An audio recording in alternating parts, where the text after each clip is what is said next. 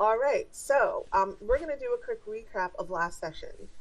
And so, our inaugural session, last session, the party was at the Festival of Limitless Waters, traveled from near and far, mostly sort of far, but we'll talk about that later. But yeah, you all had traveled to Ardenborn for the Festival of Limitless Waters. That festival is pretty much mostly what Ardenborn is known for. Kind of a small seaside town, nice little quaint town. In the middle of the festival, as you all were in the finals of the Grand Championship, um, a a multi-day competition, you all heard a loud crack, saw a large clap of blue lightning that centered in the middle of the arena where you all were competing, and everybody got very, very strange and unusual powers. The world changed. Some people got powers, some people were killed, some people lost their minds, some people probably nothing happened. Um, but it was quite an event. People in the stands went crazy. Your competitors also went crazy, tried to attack you. You were able to pretty easily bring them, down. But after that, you were detained for a short period of time by the mayor of the city, kind of trying to figure out what's going on. She did let you all go when Dr. Simic, the chief scientist of the Allorian Conservation Alliance, came in and kind of took up for you guys, said it wasn't your fault, you were defending yourselves, and the mayor agreed to let you go and release you to his custody. A few weeks went by, you all were staying with Dr. Simic, learning your powers, and were getting better. We did advance to level 2 over this 3-week period, but you all were learning your powers. And a few things happened while you were kind of waiting in town. There was a quarantine, by the way, nobody was allowed to leave because they were trying to contain the spread of whatever this lightning bolt was, now called the event.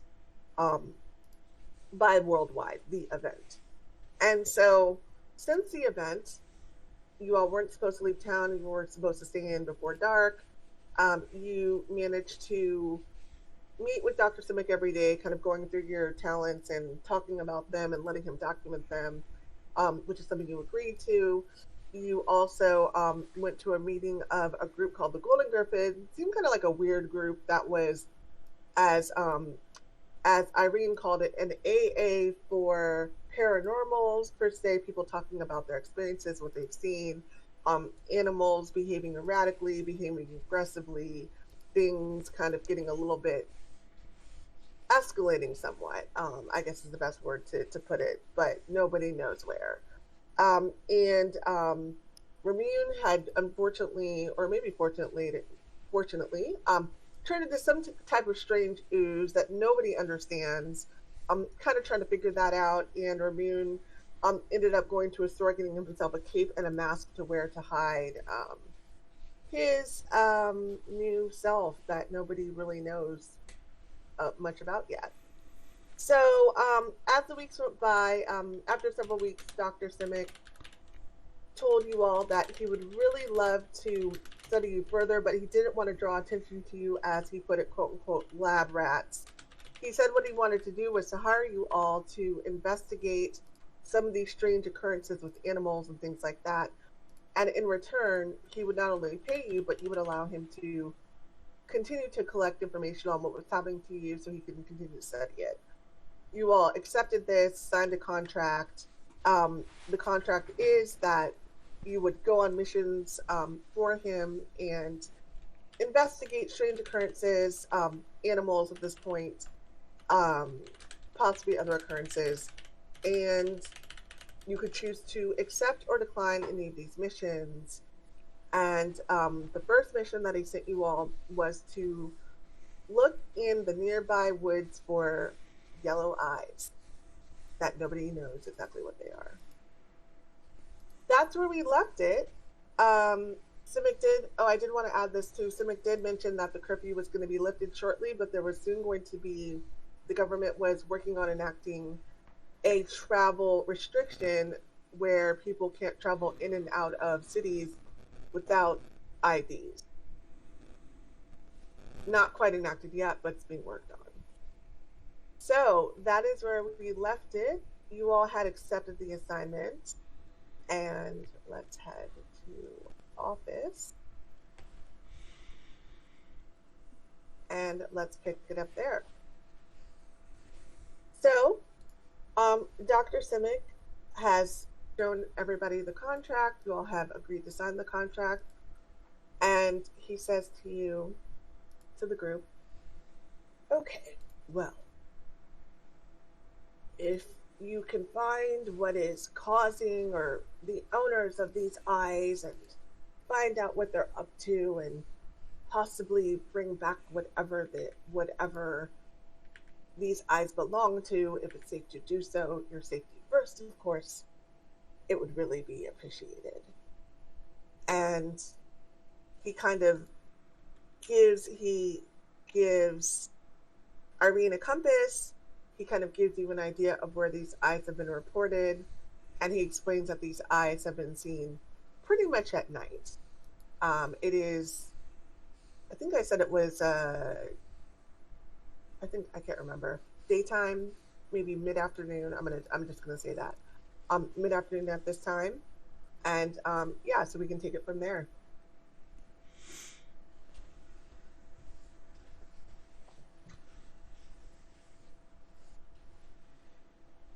So the torch is on the board.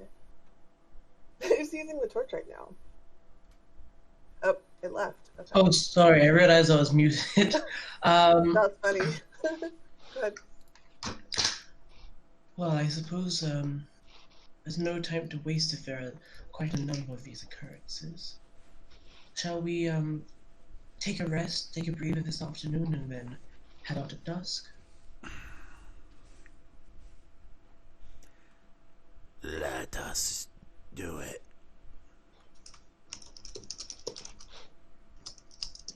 And so Dr. Simic kind of shakes his head, and he actually, at this point, is pretty trusting in you all. So he has, he gives you a key to his house, and he encourages you to rest. He encourages you to be safe. No matter what this is, if it's something too dangerous, you can back off. And he urges you to remember that for any assignment that the Allorian Conservation Society or Alliance gives you. Okay, so is there anything you wanted to do in town? Or did you want to rest up and kind of head towards this area in the evening?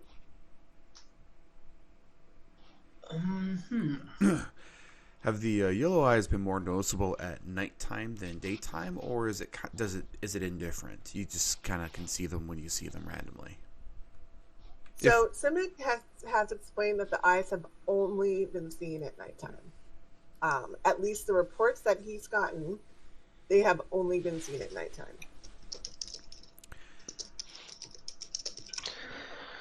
I can't see in the dark. I'll keep you next to me, Phineas. It won't be a problem. We will have plenty of light to go around. Okay.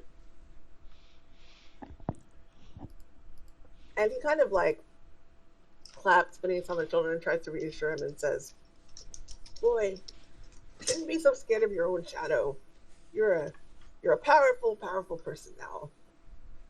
And doesn't see if that has any effect on Phineas, but you know, he's trying to kind of talk Phineas up just a bit, who just seems terrified of everything.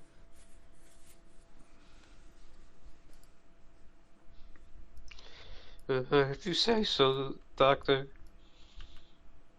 And he says yes. And he gives us a short speech about how to exude confidence and faking it until you're making it, which Phineas may or may not be listening to. Kind of tone deaf, not very understanding of the fact that you've been through a traumatic event, that you grew up in not the best of circumstances, but he thinks he's doing something. There's thought there at least. And he kind of said, and he tries to give Phineas some breathing tips and things like that. And he says, but we don't know how this power will manifest itself, my boy, and maybe one day your eyes will improve. He says in a way that trying to make you give you a little bit of hope. Okay, then. And he says, just report back to me if they do, of course. And he looks at the rest of you and he says, and then he goes to Toren, and he kind of walks through Toren and he whispers in his ear, but loud enough for whoever's standing next to Toren to hear. Don't let this kid kill himself or the group. He's a little, I think, unpredictable. Ramune walks over and he reaches out with his oozy hand and just kind of gently pats Phineas on the back. It's okay. Be brave. You with many. Don't fear. Oh, now my shirt's soaked. And then he kind of looks toward Irene.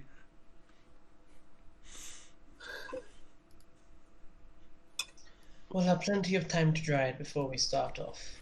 No, Sorry. there are much worse things to be soaked in, don't worry. He says, oh, and Dr. Smith says, oh, no kidding. You don't even want to know all of the stuff that I have, as a scientist, Ha ha ha. Not Whoa. stupid jokes. Do we even know what Ramune is made of? Say that again? Do we even know what Ramune is made of? And he says, oh, not just yet. And he walks over to somebody lost. Somebody lost. It was just Groovy. Somebody left. It's just the Groovy bot. So. It grew impatient. It's just Groovy. Oh, it was Groovy bot. Oh, okay. I was like, what is that? Okay, cool. I guess Groovy bot will be back. Okay, that's interesting. Why can't I? Hold on. Oh, I have Simic on the map. That would be okay, you guys. That would be why I can't move it. Here we go.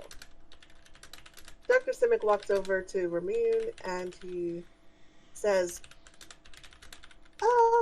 we're not quite sure yet, but I'm sure we will figure it out. And he says, and maybe reverse this condition if Ramune wants us to. This is new. I wish to explore this. Maybe others be like this. Wouldn't that be fascinating? And he says, yes, it would.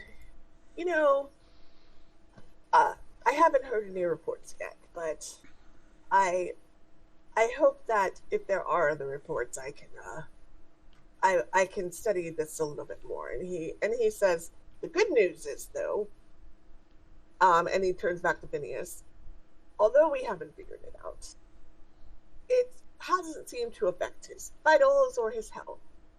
And so he could just be like sewer water then.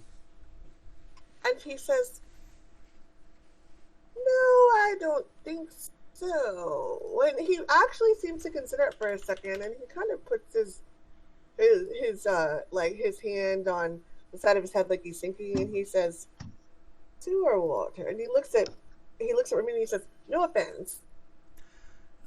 None taken. I am curious where my bones went. And he says, as we all are. You clearly don't need them, though. You're walking and moving and bending and still doing what you can. And he kind of walks over to his chair again and sits down, pulls out some notes and says, and he looks at his notes and he says, yes, apart from that initial pain that you felt, which you would have told him this, you haven't felt any pain, any weakness, any any discomfort.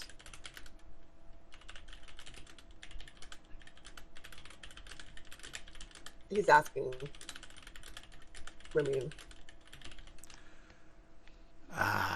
No. When this happened, it was like every essence of my being was torn apart and then rebuilt. Excruciating. Unforgetful. But then it went away. And it just feels... It doesn't feel like much. It's as though things are more dulled.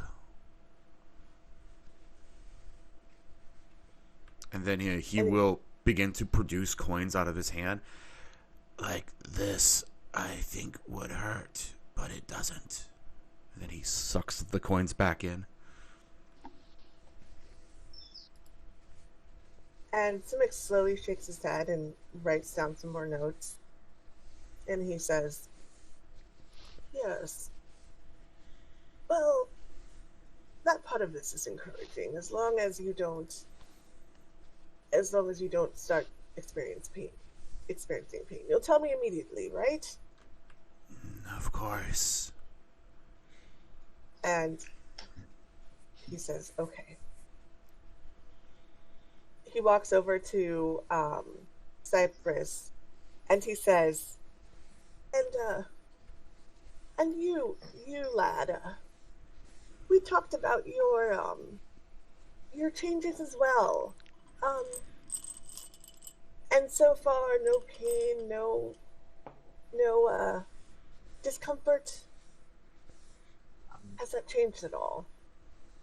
You know, it still hurts a bit that my wife left me. Now that you're asking about it, but no. As far as the whole other thing, no, I haven't been feeling anything. Maybe a little more in tune with nature, but I haven't felt anything yet. And he says, okay. And he says, we are looking out for, to see how this is affecting people. And as I've been telling you, so far you all are the only ones that I know of in this city for sure who have gained powers that you can control. I don't know if that has to do with you or if that has to do with the fact that you were in the ground zero of the event when the lightning struck, but it's very interesting and of note. And he says, it's unbelievable actually that you're able to have such control over these abilities even though they're so new. And he walks back over to his chair again, writes down some more notes. And he looks at the group and he says, do you all have any questions for me regarding the assignment?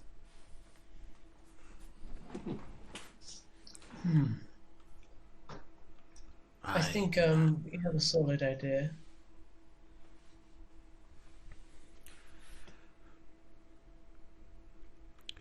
Should we head out and then camp at the location and wait for nighttime? Or do any of you need to do things in the city to procure things before we head out? If we are looking at strange beasts, perhaps we should get some bait that we could use as we set up our camp. Meat or anything of the sort.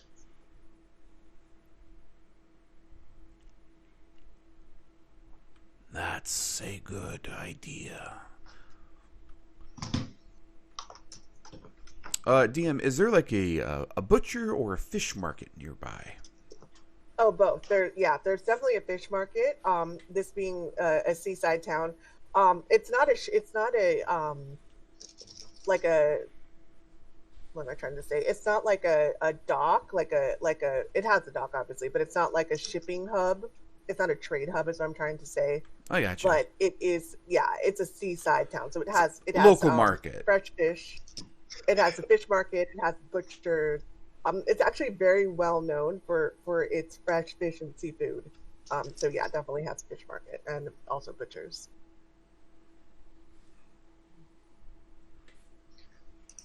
Okay, perhaps we should head to the butcher's then. Okay. All right, so Dr. Simic kind of wishes you all a safe travel. And if you're going to head out to the butcher's, we will go there. Welcome back, Groovy. Glad you're here. Hope you enjoy. Have a good time. What's up, Groovy? Okay. All right, so you all head out to the butcher, and you know, it's a small butcher. They have standard items, beef, lamb. Although you do notice that they seem to be a little bit lighter than would be expected on meat and on food. But you know, they do have some stuff. So what did you want to go ahead and get? Perhaps just a leg of pork. We don't want to waste too much food in whatever trap or bait we're setting up. Okay. Okay. So the butcher, he takes. This is only going to be, you know, like 5 copper, pretty inexpensive. So he takes the 5 copper and he kind of wraps up the meat and gives it to you. And he asks you if you want anything else. You see meats, some spices, some rations.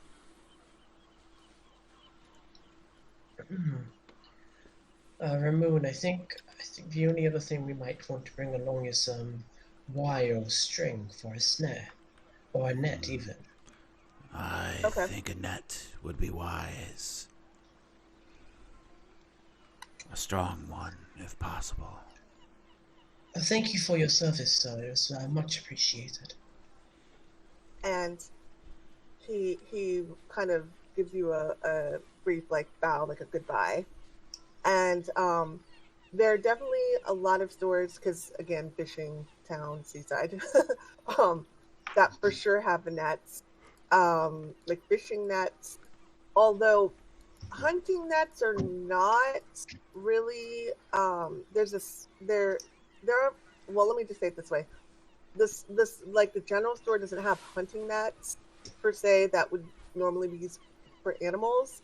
A little bit stronger, I would assume, but there are fishing nets. Okay. How much is one? So for one net, that is actually, I want to see that. The cost for that is 1 gold. Okay. I've subtracted the copper and gold from my sheet in case anyone else was going to do so. Yeah, and you could also, when you kind of get group purchases like this, remember you can take it from yourself. You can take it from the group fund. I think the group has a small fund at the moment. Yeah, either way. So. How much was the net? The net was 1 gold. Okay. Ramune will produce 5 silver pieces to help pay for it. Okay. All right, lovely. We're off to the races, as it were. Okay. So, so you all are just gonna go and camp in the area, and then wait till evening, or did you want to wait at Simic's house? It sounded like you were gonna camp in the area, right?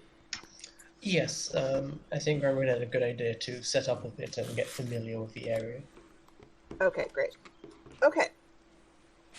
Okay.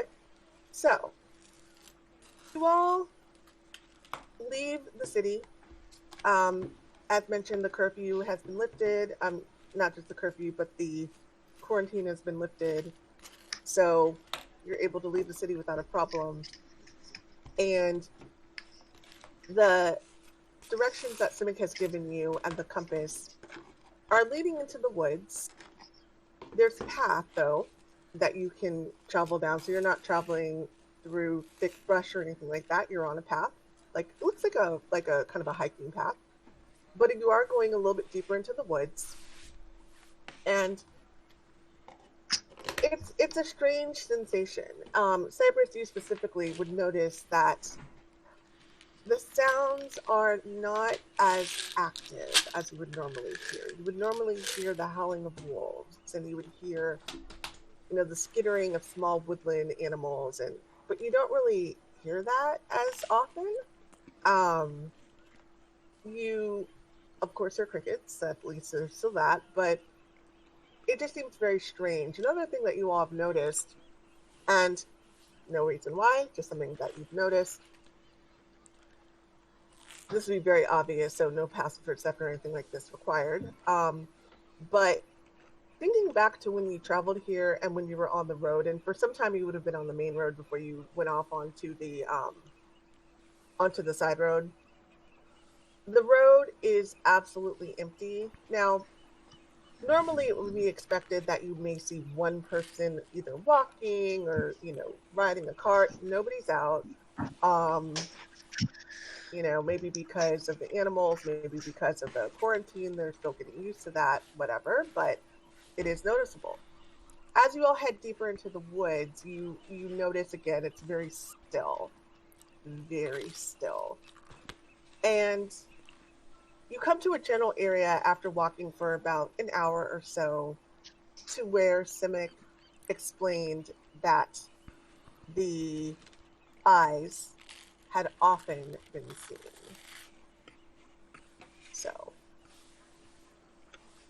you kind of, so if we're going to set up camp and the trap, or whatever you guys want to do. DM, could I do a survival check in regards to the lack of noise from animals and the lack of people to ascertain if there is maybe some sort of alpha predator in the area? Yes.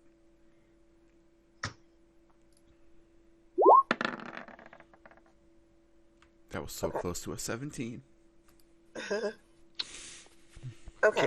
Can I also try to check to see if there's any large animal in the area? Yes. Okay. So you both notice this immediately, and you're kind of talking amongst yourself, and you're like, well, maybe we should look for maybe some tracks, maybe some animal droppings, maybe something that would mean that there's like a large animal or predator, maybe larger than normal. And so Ramune, you're looking around and you're kind of looking on the ground. You don't see much of anything. Actually, you do see tracks, but they seem to be normal sized tracks, hooves that don't seem unusual. Definitely not a large predator size, not deep enough. Phineas, you take a closer look, kind of a little bit off the beaten path, and you do notice a large set of tracks. They're deep, and so the animal is heavy, and they're deeper than what you would normally expect, and they are just a bit off. The type of tracks, you're not sure, but they definitely don't look normal. Being a person who wasn't, hasn't lived in the woods or hasn't spent a ton of time in the woods, you can't really ascertain what they are, but you do know that they don't look quite normal per se. There's some big tracks over here, guys. Ah, well spotted, Phineas. Very good. So the tracks lead deeper into the woods, not off of the not off of the out of the area that Simic had pointed out, but off of the path.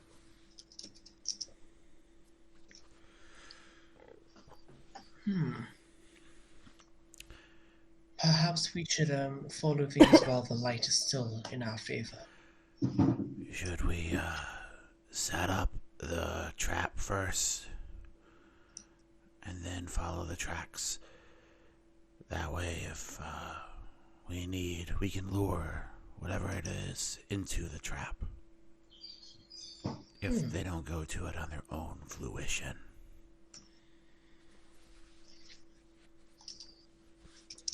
Okay.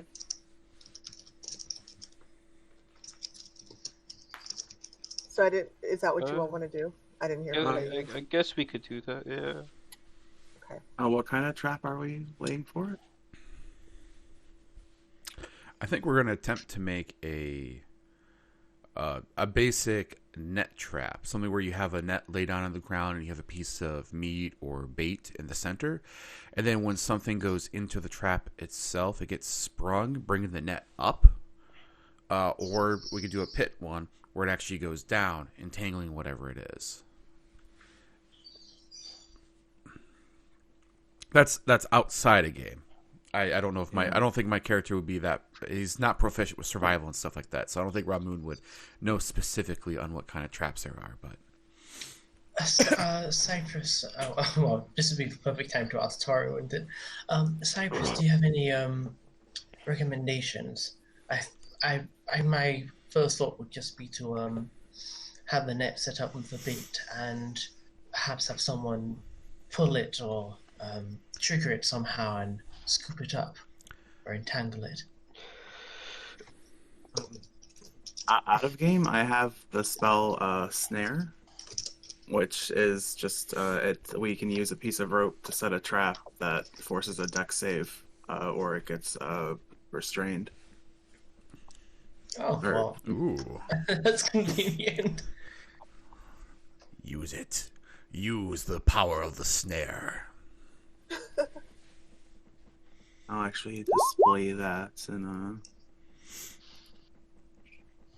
Okay. So you're gonna use circle 5-foot radius. Okay. Mm-hmm. Yeah, that actually is probably that's probably a pretty good idea. We'll leave that to you guys.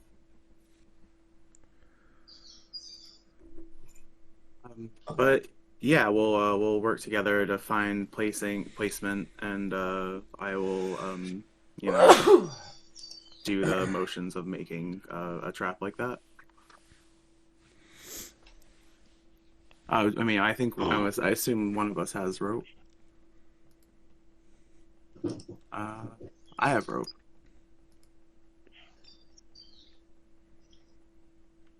Okay. So you all go about making this rope trap, meaning taking the rope, creating a circle in a 5-foot radius. How does that work? Oh, you cast a spell on the rope, and when the trap is triggered, okay, that makes sense. Yeah. The creature will be hoisted in the air. Okay. It's just like a snare trap. Yeah, that makes sense. Sorry, okay, cool. IRL, I used to do a lot of trapping when I was a kid. Yeah.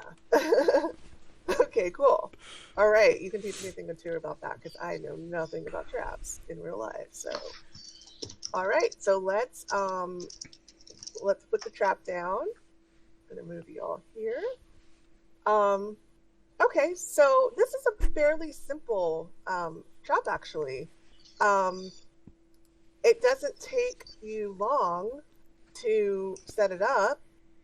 Now, because you're off the path now, so as you can see, the path is here, and it goes through this way. The tracks were over this way. If you can see where I'm clicking. And so if someone can please, whoever, maybe it's you, Cypress, but if someone can let me know where you want to put the trap. Well, we can discuss that as a group, I think. Where do you guys think we should put it? Maybe where the tracks are. So over in this area. Yeah. Yes, let's make sure it's a point between two trees that it wouldn't have the opportunity to go around.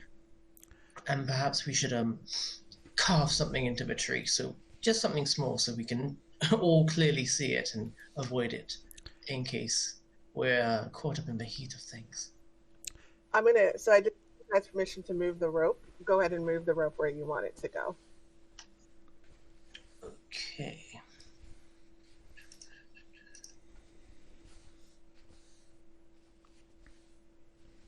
This looks kind of jokey. Yeah, we have a clearing. Yeah. Okay. All right. So you all set up the trap, and kind of put it over where the footprints leaded, or where the footprints were leading. Did you want to continue to follow the footprints, or did you want to just wait to see if something comes, or how did you want to go forward?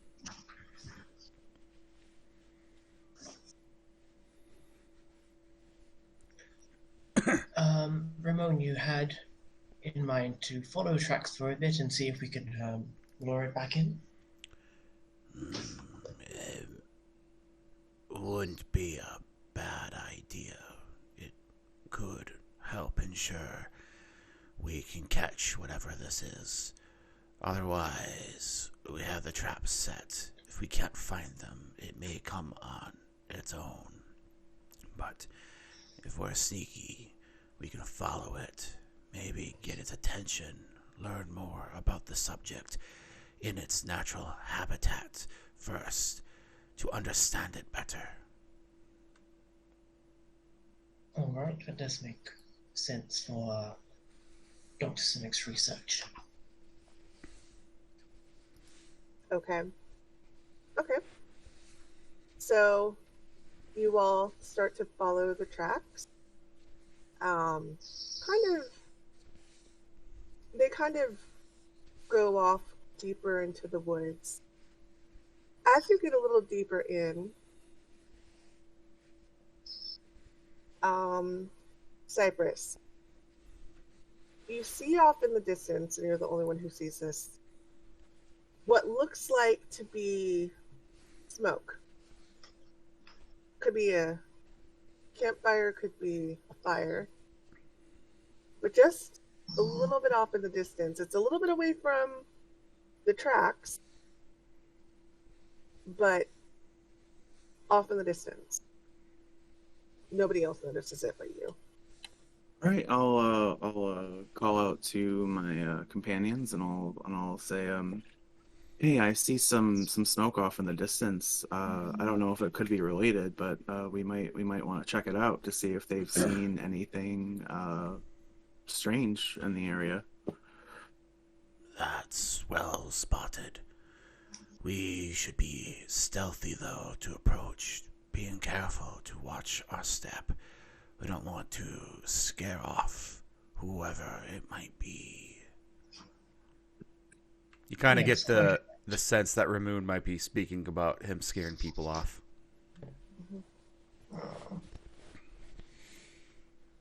Okay. So, with that, you all decide to take a small detour and follow the smoke. As you get closer, you hear voices, masculine sounding voices, more than one. And I want you all to, whoever's being stealthy that is, please to roll stealth for me.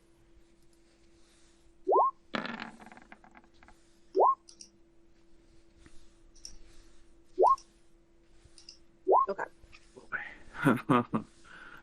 Okay. Ah. This is a group stealth roll, so we'll go with that. We'll go with the average, based on. I think I said this before, but because I'm having all PCs roll against you, so you never know, they could crit fail if your roll, will succeed or not. So okay, so let me do that. I absolutely love doing that myself. That is fantastic, because no matter how shitty your check might be, the NPC could get much, much worse. Exactly. And also you don't know. You can, because people are so used to being like, oh, I rolled a 3, but you don't know what the NPC rolled. So, okay. All right. So as we'll get closer, you hear the voices are getting louder, and you hear the enthusiastic chatter of what Toren unmistakably recognizes as dwarves. And they are laughing and talking and very, very, very boisterous. Sound like they're enjoying themselves. You are you're trying to be as quiet as possible, but when you get close enough to where you can almost make out the faces, you hear one of them speak up, and he says, "Hey, who's out there?" And he says, "Are you man or beast? Show yourself." And he walks forward. Doesn't see you yet. He's looking around. Has a mug of ale in his hand. Takes a swig. "Come on." Certainly, ma'am. Certainly, ma'am. Woman and some things in between, but certainly not beasts. And he says, Pleasant "Oh." good evening to everybody. And he says, "Oh." And he says, "Hardhi-ho." And he raises his mug and he says, come on in." And he kind of gestures you in. He walks back to his campfire. And he says, "Well, we haven't seen very many people around these parts. It's been a little bit, let's say, less hospitable in the wilds." Ha ha ha. And he looks at his friends and he says, "I'm Vomnik. Nice to meet you." And he puts his hand out to shake it, and he puts it out to Irene first. I'll give him a big back. I am Irene. And the person next to him said, "And I'm Strokel." And the person next to Strokel says, "And I'm Fodik." And Fodik, it's a bearded dwarven woman, but she seems to be just as much as rough and tumble as the guys are, drinking ale. Vomit looks at all of you and he says, "So, what brings you up to these parts?"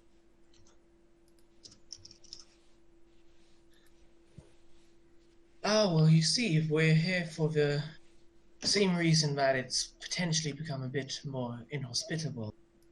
We're here doing some research on the appearances of strange yellow eyes in this area. Have you encountered them? And he looks at, his eyes go wide, and he turns around and he looks at his friends and he says, "Indeed we have, fair lady." And he says, "But they don't let us get close because I think they're scared of dwarves, those cowards. But they're as big as a cat." And he takes his hands and he makes this huge thing, and Strokel next to him goes, "They're not that big.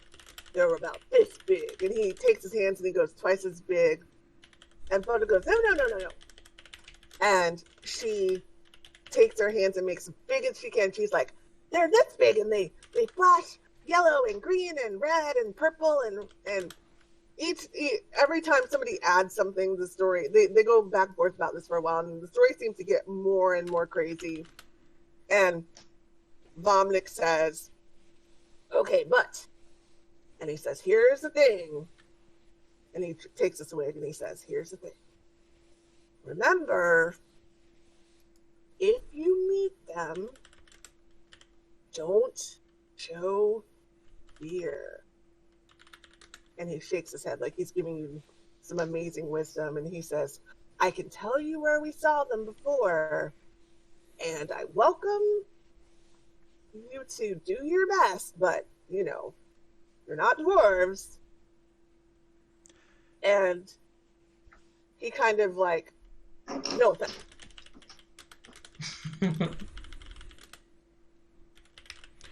Can I do an insight check to determine if they're actually telling the truth or if they're just drunk off their ass? Yep. Mm-hmm. I'd give him a... They are absolutely drunk, by the way. But whether they're telling the truth is another story. It is very obvious that they are drunk. Okay. So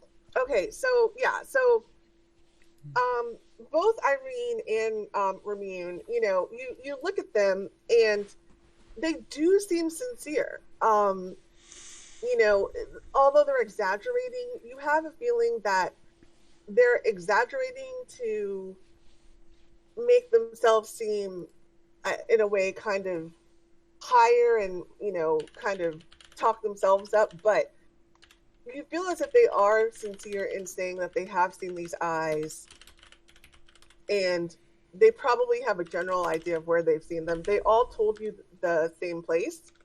And the place that they told you was more pinpointed, but was somewhat consistent with the tracks. And so you have a feeling that that enough of what they're saying is true, for it to probably be at least, you know, somewhat helpful. But yeah, it's an interesting thing, because they do seem to be trying their best to be as helpful as they can, as far as they know that they are being. All right. So Vomnik kind of looks at you all and says, so do you all want to participate in a fun game of dwarven wrestling? What? Dwarven wrestling, haven't you heard of it? No. He says and wait, that was Phineas who spoke, right? Yeah. And he says, okay, you come here. And he kind of takes you by the arm and pulls you over and says, okay, this is what you do. He says, stand like this. And he makes a stance you know how when you see the what's that pose? When you see someone doing the muscle pose and they have their arms down and they're doing the flexing, he's like, stand like this. Okay, boy. And he kind of puts you in the position. He's like, okay. Then you go 1, 2, 3, and then you jump. And then you tackle me. And this is not even close to any wrestling that you've ever heard. But he's like, all right, do it. All right, ready? And he puts you in the pose. And he stands there and he goes, 1, 2, 3, jump. Okay, do I roll something? You can jump or you can ignore. Don't have to roll anything at the moment, but you can jump. Actually, you know what? Roll strength. Roll strength. If you want to do this. Or if you don't have to do this, you can look at him like he's crazy too. Okay. All right. So, all right. So you jump at him, and surprisingly strong, and kind of get probably a good angle on him. He falls back a bit. He doesn't fall off his feet, but you definitely move him back, because he's just standing there he's not expecting at all the skinny younger boy to do anything to him, and so he's quite surprised. Like, whoa! He's like, all right, young man, you've been pumping the iron. What are you, a butcher's apprentice or a tree man or something? Like, he feels your arm. He doesn't feel any muscle, and he's like, well, anyway, so anybody want to challenge? And he pushes forth Strokel. He says, Strokel, and Strokel goes, oh, why does it always have to be me? And he says, go ahead. What's the sun looking like? Is the sun close to setting, or? It's like early dawn, and so yeah, the sun is pretty low at this point. It's almost dark, probably like 6 p.m. We should get back. And he says, well, okay. And Strokel goes, you guys are no fun. And he reached... Oh, go ahead. We appreciate the hospitality. Hopefully, we'll be returning to settle... I say settle the score. We're one up on you. But we'll be returning to give you a fair shot. And hopefully, we'll have those yellow eyes in tow. And he says, we should get off before okay. It gets too dark. Okay. So Strokel says, okay, and he like backs up and he says, I'm not leaving this second. Sorry, my internet was kind of delayed for a second. I'm not literally walking away from him right now. Oh, okay. Okay. And so, I moved you, Duskweed. Sorry about that. Let me move you back. Strokel moves back. I moved you, Cypress, by accident. Okay. Vomnik says, all right, well, we'll be here for another day or so. So if you need any help, a dwarf can always help. And he kind of waves goodbye. Anything else you want to say to them? No, but on our way back, I'll like talk to everybody and be like, I guess I'm 2-0 with wrestling so far.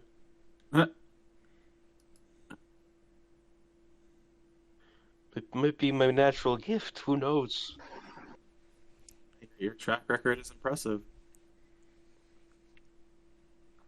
I'll give Phineas a pat on the shoulder and say, you need to give yourself a bit more credit.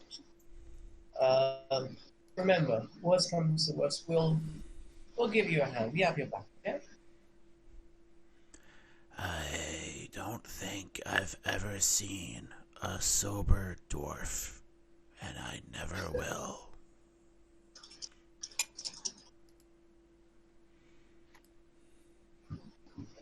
Okay.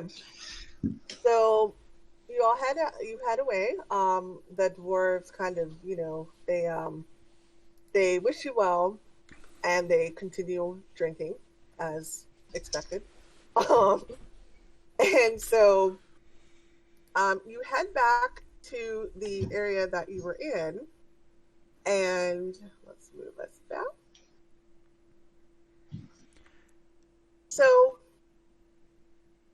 following their instructions, they bring you to an area that's slightly south of where you were earlier. And that's where they told you that specifically where kind of they had last seen the eyes, kind of down in here. Let me see if I can do this. Let's draw a shape, and let's make that shape pink. Okay, so can you guys see that square? Yes. Yeah. Okay, so kind of down in this area. Yep, purple square. And I'll leave that on there, but that's where they kind of told you that these that they had last seen them. That is, as far as they're aware. We could set a second trap. We still have the net. I do have more rope. Okay, so trap number 2. I'm gonna put it on the map,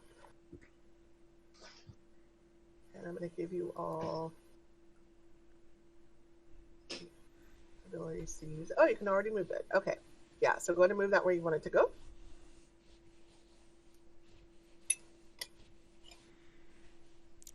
We should look. And Ramune just kind of looks over at Phineas. Should look for signs of where this creature may have been in this area. Hello. I suppose so. That may be best place for a trap and observation. And then I guess I'll go looking for some tracks and whatnot. Okay. Okay. So you see some tracks, again, and they seem to be concentrated over in this area. And unnervingly or fortunately, they look fresh. Very fresh.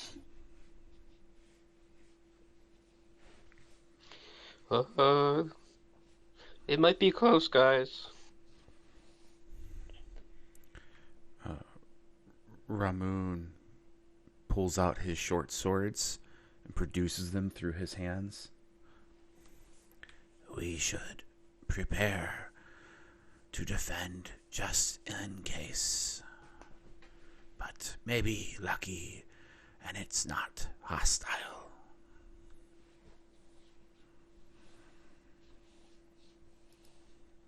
Phineas,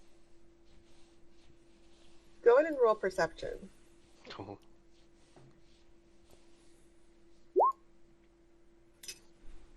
Okay.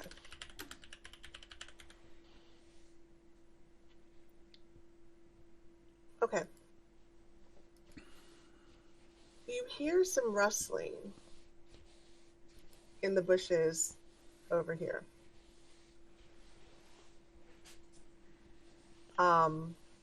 Just some rustling, but you don't see anything. I try to get like real quiet. And as you do that, okay. Probably like try to hide too, if possible. Do you want to hide? Yeah. Okay, so I know this map is kind of hard to visualize, but the trees are pretty thick. So if you are, and these are like trees that you would be behind, you know, and so, and there are some bushes, like it's hard to tell the difference, but like this is a bush, these are bushes, but like some of these lighter tops are trees.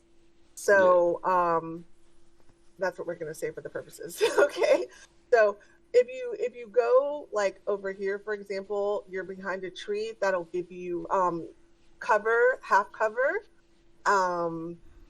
if you want to do that. Yeah, sure. Yes. You said the rustling's coming from like over here, right? Yes. So yeah, I'll just be like, I don't know, behind. Is that a tree or this a tree? That's a tree. Okay. I'll be right. behind this tree if possible. You hear a growl. 5, 4, 3. Do I need like stealth? Or... Get into position. Oh yeah. Right. 2. If you want to. 1. And out jumps this. Roll for initiative. Oh, it's a kitty. It's looking at you, and it is definitely, its eyes are wild. It looks like a giant wolf. It's growling, it's snarling. Drool is coming out of its mouth. And Cypress, you have definitely seen wolves in your day for sure. And this is, I mean, even a person who had never seen a wolf before would know that wolves are not this size. But Cypress, you have hunted wolves. You have, hunted wolves for meat and for fur and things like that, and even had pet wolves in your tribe. And you have never seen anything like this before. Its mouth is foaming, and it starts to approach you all slowly. Okay, so let's do. I did not want to do that. I wanted to do that. All right, so he is going first. Fast little guy. Not so little, but fast guy. All right. So, as he's snarling, he is going to approach the closest person to him, and that would be Ramune and looks like Cypress. He's going to go right here. Oh no, Bill Cosby flashbacks. Don't eat me. Okay, and he is going to. Okay, he is going to bite at. He's going to bite at Ramune, and for 9 points of piercing damage, I need you to do a DC strength saving throw, please. DC 13. Sorry. Okay. He lunges at you. Fortunately, you were able to right yourself in time, and you stay on your feet, and he does not take you down. And that is his turn. Phineas.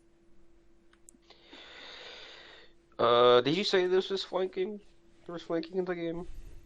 Oh, I don't think I ever said that, but I will say that now. I do not do flanking.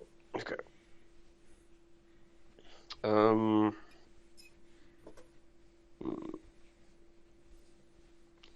I think I'll go up to it,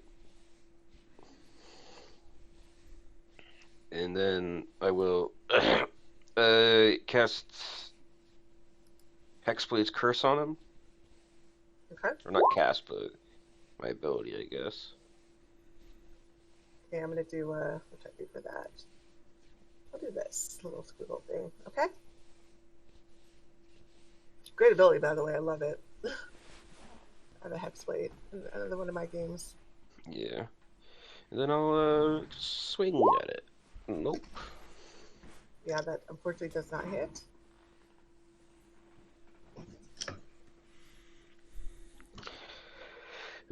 And that's my turn. Okay, Ramune. Ramune looking down and seeing that a sizable chunk of his Uzi goodness is now missing. Very well. You are not worthy of observation. And he's going to go ahead and he's going to attempt to attack it with his short swords, but non-lethally.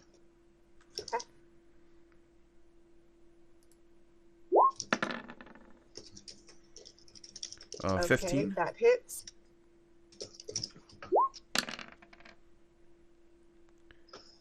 Okay. And so you just stab him then with your short sword?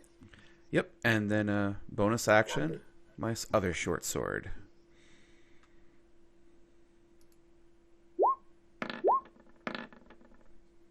Ooh. And the second slash just kind of goes a bit wide, don't quite get him. You kind of were maybe thrown off a little bit off balance, still getting kind of used to your Uzi body and, using it properly. So don't quite hit the second one. And then I am going to fuck it. Let's do this. Action surge. Okay. I get one more action. Upon seeing that I missed with my offhand, I'm like, trying again. Yep, hits. Okay. All right, all right. and stab him again. And yeah, after that kind of probably annoyed you just a bit that you missed, you recover quickly and you slash back at him for 6 points of piercing. Anything else? That is it. All right, Toren. Okay, so Toren will just do a quick duck and roll to better position himself for a shot. Just like basically here, and I'll work from there. I don't know if he gets an opportunity attack.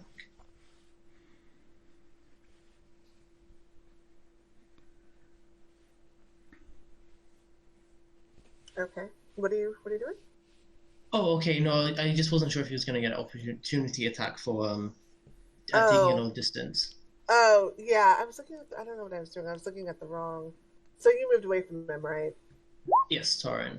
I was looking at the wrong token. Okay. Yeah. Let me do his opportunity attack. Okay. Yeah. So as Toren starts to step away, the wolf lunges and bites out at him, gets his arm, big gash in his arm that starts bleeding, gushing blood, for 10 piercing. Okay, so I'd like to use my reaction to intercept the attack, because Toren would have been within 5 feet of me, to kind of Okay. throw my shield out and block 11 points of damage. Okay, Roll. so he's going to take 11. Cool. Oh, no, Toren avoids 11 damage.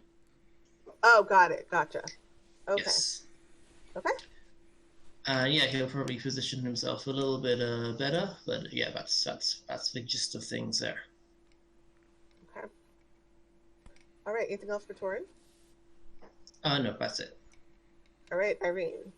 Oh, my initiative. The last thing I handled was the rope icon, so it rolled for the rope instead I of was mine. wondering about that. I was like, why is the rope? Okay, go ahead and roll again. So the rope had a 9. So let me put you back into the initiative order. Yeah. Roll for yourself, and we'll give you a 9. I was like, I just deleted it. I was like, what? I didn't know what was going on. I mean, Okay, so that would be kind of a 9. dope character concept. A sentient Right. animated rope. Sentient rope fighter. All right, go ahead, Cypress. Cypress will take a step back and cast fairy fire at the wolf. Okay, he's going to get an opportunity attack. So He used his reaction to attack Toren. You're right. Go ahead. And I'll cast that. Okay. And it's a DC 14 dex save. All right. So he is going to pass. Oh, unfortunate. And that's my turn. Okay. All right, Irene.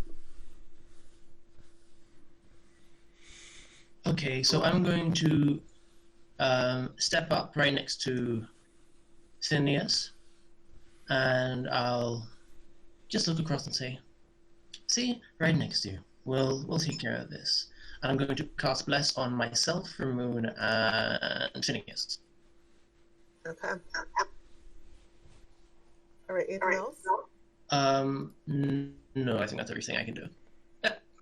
So we have Bless now.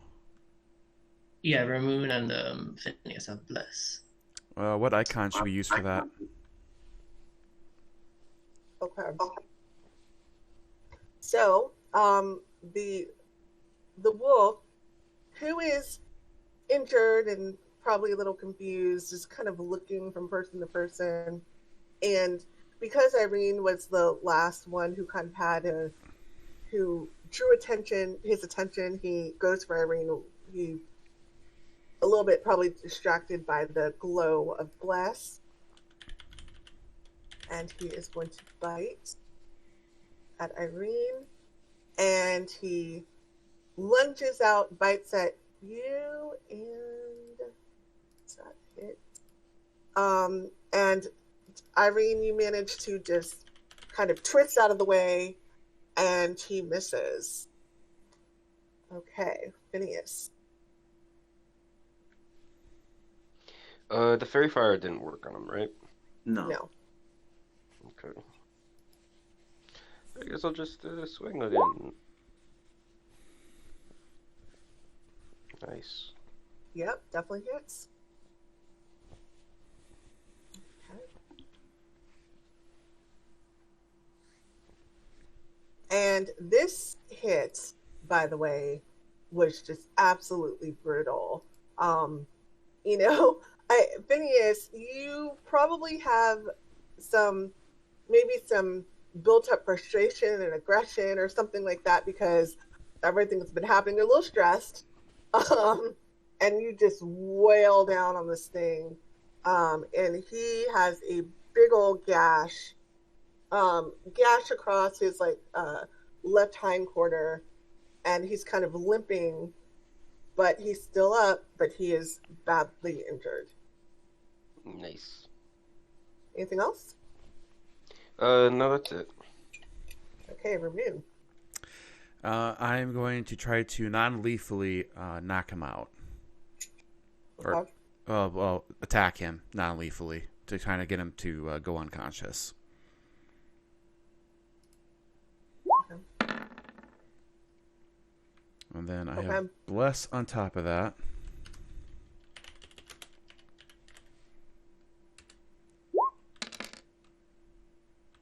$12? So that does not. You try to hit him with the butt of your sword, but it doesn't quite land. It kind of misses him, and it seems to be in a bit of a frenzy. Not that he is fighting harder necessarily because he's weakened, but he's kind of shaking his head and kind of seems a little bit more erratic with his movements. And probably a quick shake of the head is what made you miss his head. Okay. Anything else you want to do? Yep, offhand. 25. Yep, hits. And for giggles, we'll add Bless. 29 to non-lethally knock him out. Okay. Wow, 5 piercing damage. All right. Sounds like his friends heard what I was trying to do and got excited. Yeah, that was so well timed. Yeah, so you hit him again with the butt because I know you're trying to do it non-lethally. So you hit him with the butt of your short sword, or maybe the flat of your sword, maybe not the butt, but the flat of your short sword.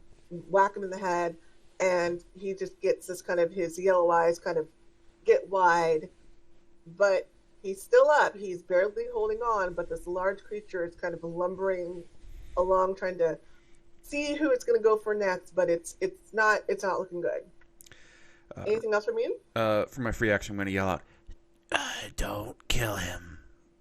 If you can, please, just knock him out." And I'll have my turn. Okay. Toren. He'll try and wound one of the hind legs of this beastie boy. Okay. Oh, that's just okay. Okay, Toren. Okay. Yeah. Yeah. Let's call it a day on that one. You also can't do non-lethal damage with ranged attacks. Oh, well, that's additionally useful. Phew. Okay.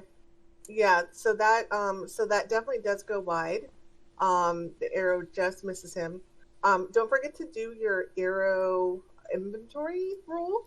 So you may want to add the 12. Remember, you do a 12 first. So you may want to add that. I don't know how Roll20 works, but wow. Okay. So unfortunately, that means that the next time you got to roll a 10. But the next time we make the attack, you got to roll a 10. So not yet.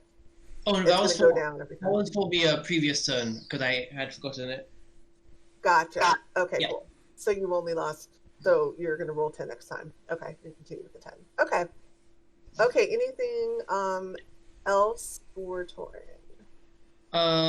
No. I'll keep the action searching for tank for now, especially if you can't do non-lethal. Okay. Okay. All right, Cypress. Oh, sorry. Yeah, quite right. That would have been a good hit, though. In the spirit of trying to take it down non-lethally, Cypress will move back in and attempt to hit it with his quarterstaff, and with emphasis on attempt. Yeah, unfortunately, as you kind of go to whack him, he has worked himself in such a frenzy that he shifts to the side and almost falls over.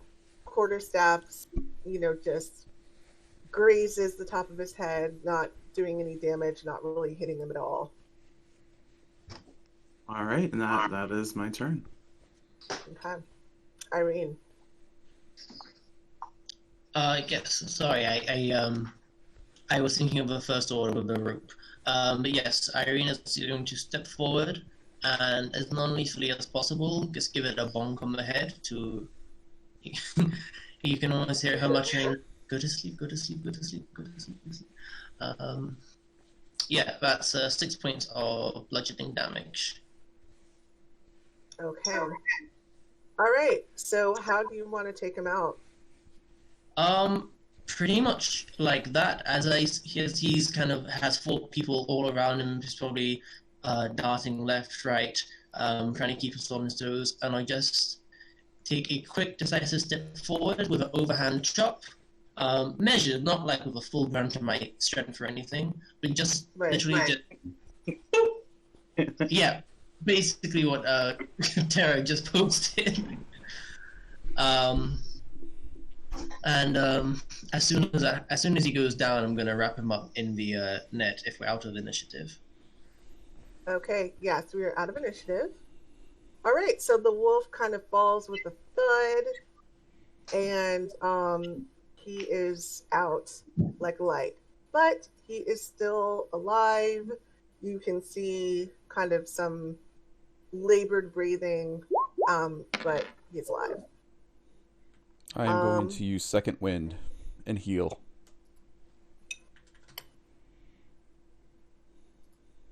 Okay, you're going to heal the wolf. No, I'm healing myself. Okay. I can only use it on myself. Oh god, yeah, that's true. Obviously, second wind is yourself.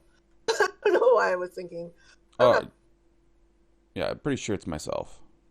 Yeah. It is. I was gonna say that'd be awesome if I could use it on other people. That'd be great. Right, a healing biter.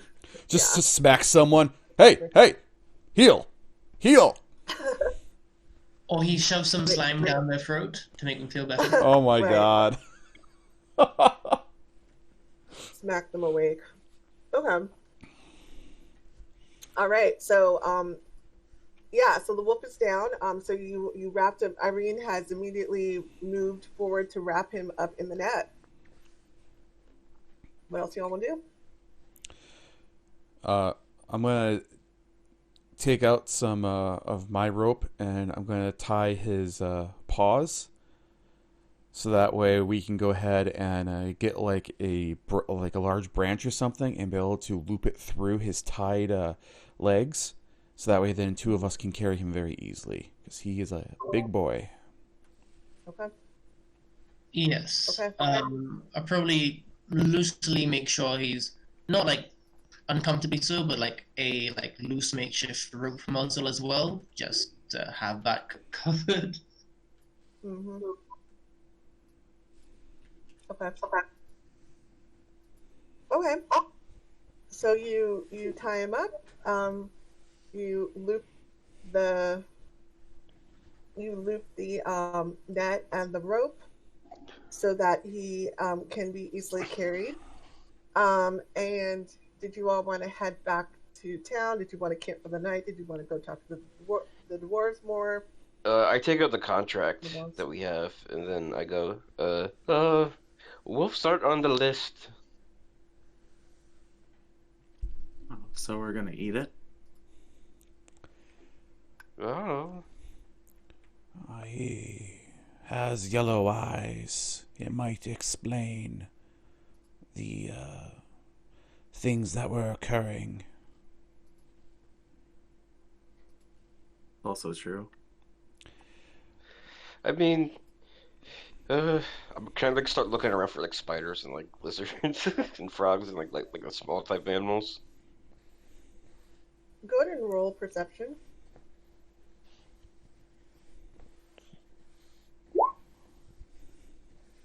Okay.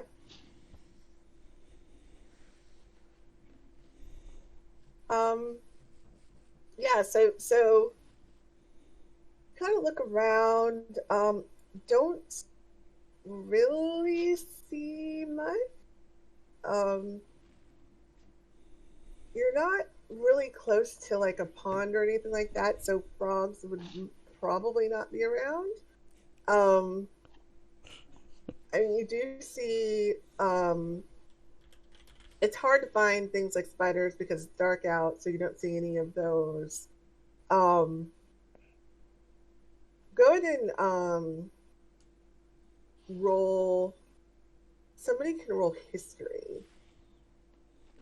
Ooh. One person though. Let me do it.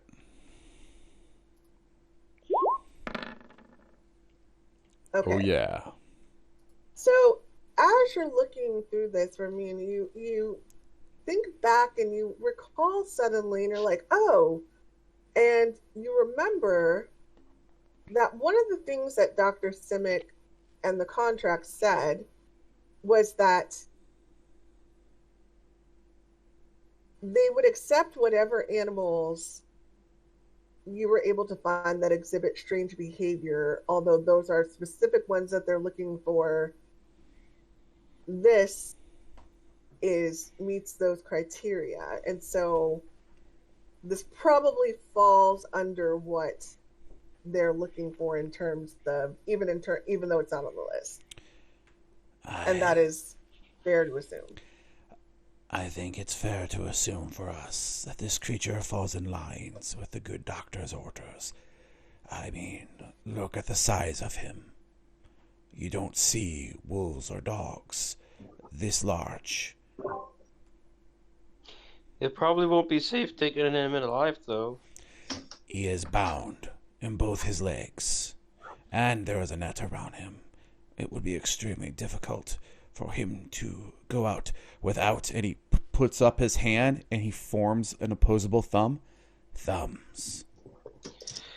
Well, he is a wolf that's the size of 4 of us, so who knows? Well, Phineas, think of it this way.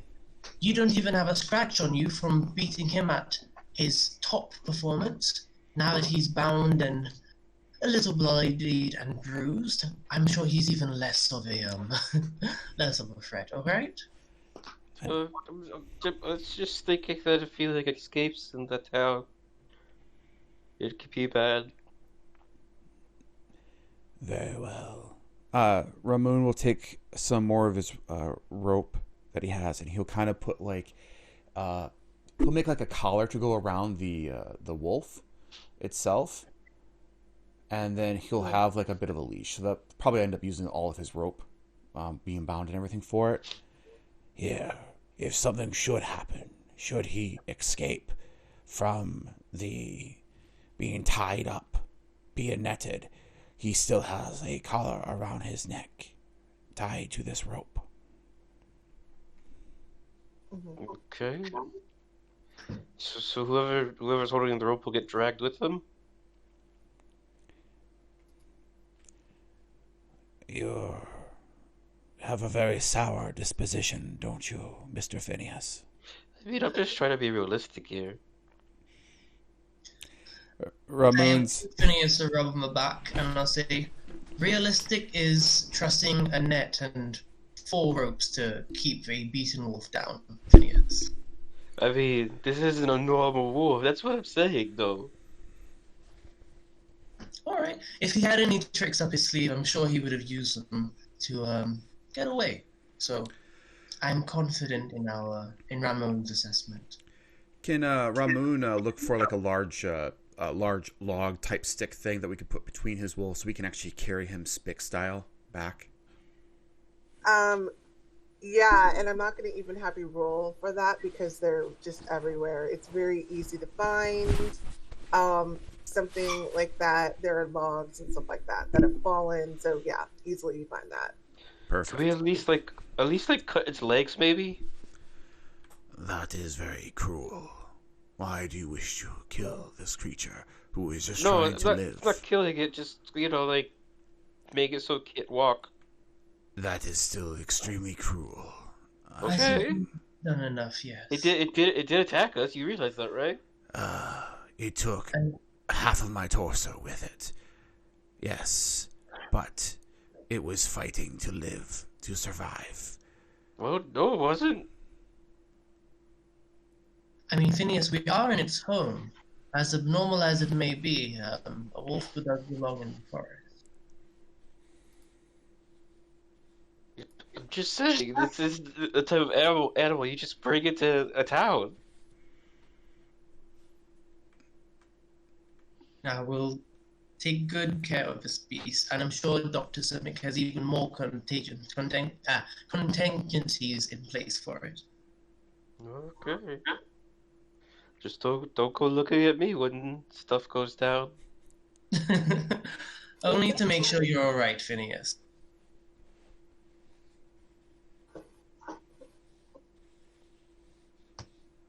Okay, so where do you guys want to go back to town yet, or do you want to I'm stay gonna here? pull out my healer's kit, and I'm gonna expend Okay. one of the 10 uses to bandage up the wolf. Okay, cool.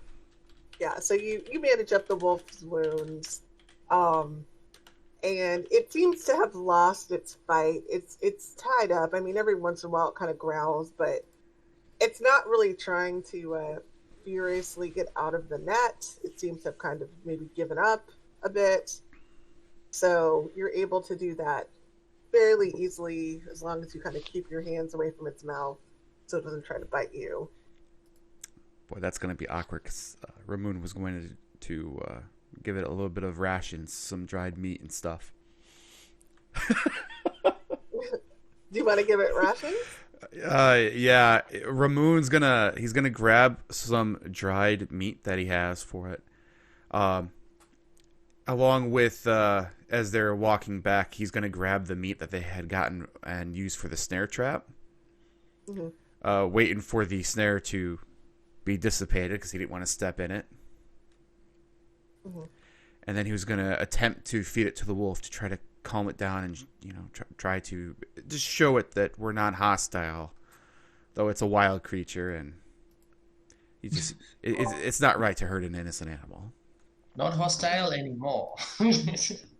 No, it's still a wild creature though, Yeah. But figured at the very least for it, we show we don't mean it actual harm. Maybe it will understand on an instinctual level, and it will not attack people or individuals. Mm-hmm. Okay. How do you want to give it the meat? Do you just want to hand it to Ramune would be handing it with his slimy hand, and I understand I'd be risking a bite itself yes, for it. go ahead and roll dex. Dex save or just straight dex check? Dex save. Okay. So it as you hand it the meat, it snaps at you. But fortunately you were able to kind of move your slimy hand right in time, and it snaps and it only gets meat and it quickly gobbles it down. Maybe give it a few small pieces and it doesn't you manage to avoid getting bitten. Okay. All right. See, we're not terrible, he says to the wolf. We just don't want you attacking people anymore. The wolf is his yellow eyes are definitely glowing, and go ahead and roll perception. Oh shit! It's gonna curse me, isn't it? Wow. Yeah. So as you look at it, you kind of you thought that you may see something a little bit different, but it's kind of like leaves your head, and you're like, okay, you think it, but then you kind of push the thought aside, and you keep walking, keep going. The way I'm picturing this is we each are taking part of the log as we're hoisting it up. Yeah. Is that what I'm fair seeing to is assume for people have everyone? it on their shoulders.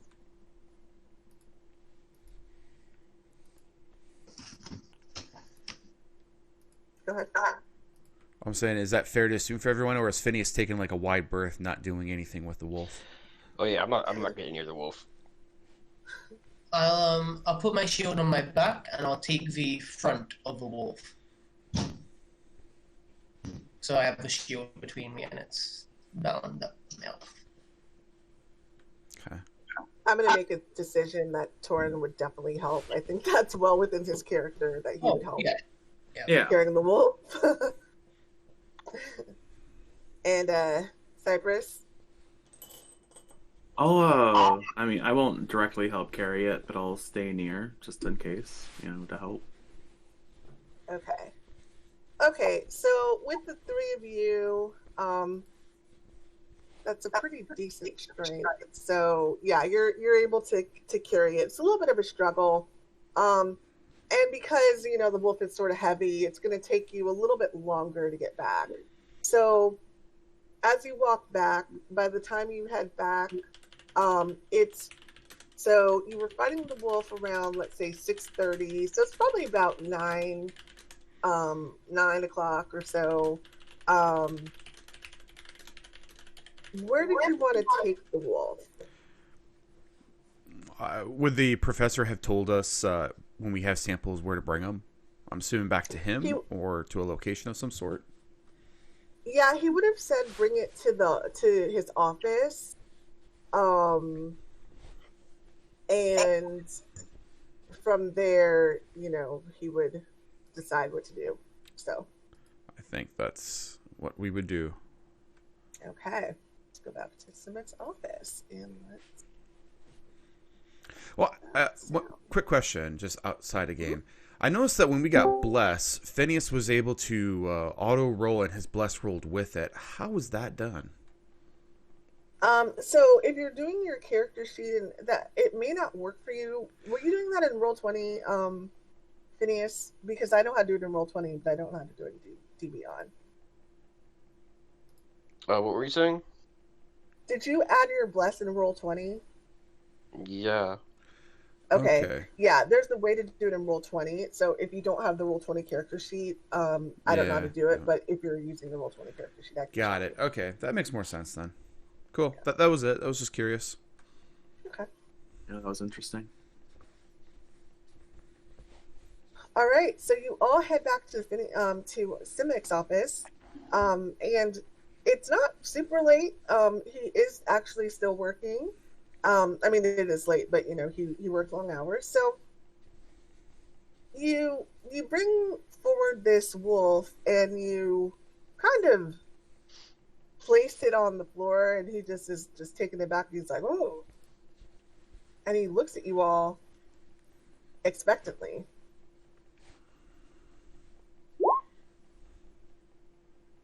And he says, was this it? I think so. And he kind of looks at it a little bit, like, kind of carefully, and he turns around and looks at the wolf's face, and he sees the yellow eyes, and he's taken aback, and he says, wow. And he says, I'll be back. You see him leave for a second, he leaves the office, runs back in, and he has like a vial with him. He pulls out what looks like a big syringe, and he injects the wolf as he's doing it, he says, "This will ensure that he doesn't wake up for a while." And he injects it with this like kind of clear looking liquid slowly, and then he pulls it out. And he notices the bandages on the wolf, and he says, "Well," and he shakes his head and he looks impressed and he says, "Not only did you resolve this efficiently, but you resolved it quite humanely." And he looks on in approval and he says, we will look to see if we can find more and see what we can do to cure these poor creatures." And he kind of pats the wolf on its head through the net. At this point, it's not completely out yet, but it's fading, and so it's pretty docile. And he rubs it on the head and he says, "Very good." And he says, "Okay, well, I didn't expect you all back for a few days, but since you were able to deal with this so quickly and rather easily, I think I might have something else for you if you want to. But we can talk about that in the morning. I think you all need some rest." What do you plan to do with the wolf? And he says, "I'm going to contact some of my colleagues who will take him and put him in an enclosure so we can study him and figure out how this event has affected the animals, and if there's any chance that we can cure them, if that's even possible." And he again strokes the wolf and he says, "But we will take care of him as best we can." Ramune just kind of gives a subtle, like a nod of approval. Yes, that sounds ideal, to be honest. And then he's gonna walk over and he's gonna just gently just pet the wolf. I'm sure it's probably passed out by now. Yeah, it's out. It's passed out. He looks at the group and he says, "Was there anything else that you all had noticed about the creature, his behavior? Of course, we'll be able to observe this, but any notes that you have that I can take now?" He just seemed to be hungry. He's a big wolf. I don't know what to tell you. He kind of chuckles to himself and says, "Indeed he is." And he says, "Okay, well, we will be doing a number of tests, and I'm sure that we will be able to find out more. I will keep you up to date."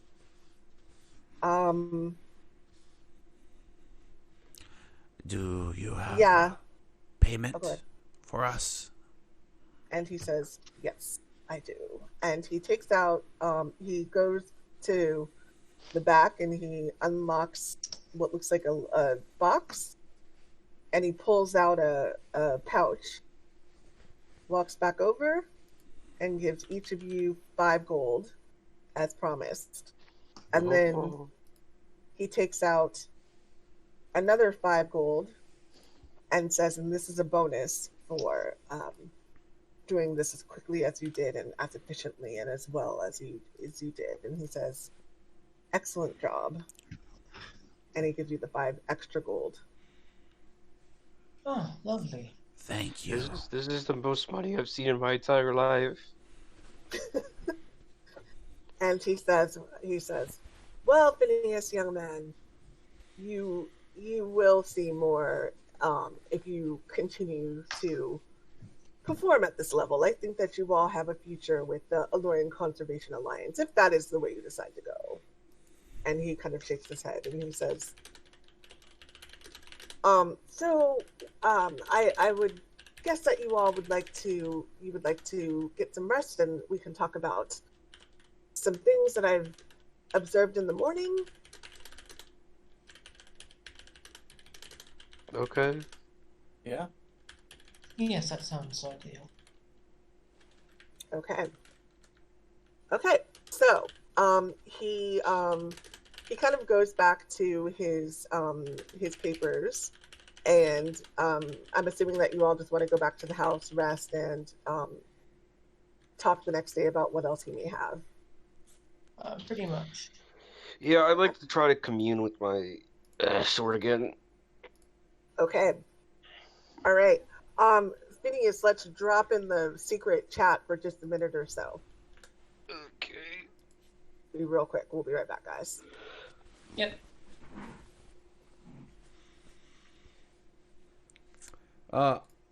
Anyone else here? Oh, sorry. Go ahead. I was gonna say, like, I don't hear GroovyBot playing anything. Is anyone hearing GroovyBot play anything? If there's anything even being played, okay. Just make sure I'm not paranoid here. At least it's better than Rhythm. It's deafened itself. Who knows what secrets Rhythm has heard and reported to the NSA? Right. It knows all of RJ's secrets. Oh gosh. Lucky. What? What did I miss? No, because RJ has a thing where he only likes to use RhythmBot, and we just mentioned how RhythmBot doesn't deafen itself, so it listens to you technically. Yeah. So it's like Amazon. Got it. Oh, Terra, I added 4 gold to the group's bank, so that we could have our 5 silver back. Okay. Yeah, so we can stick 1 gold there and split it. I will add 5 silver back then for me. Yeah, I'm not gonna bother with copper, but you know. Hopefully my side hustle is gonna start popping off. How do you feel about Electrum?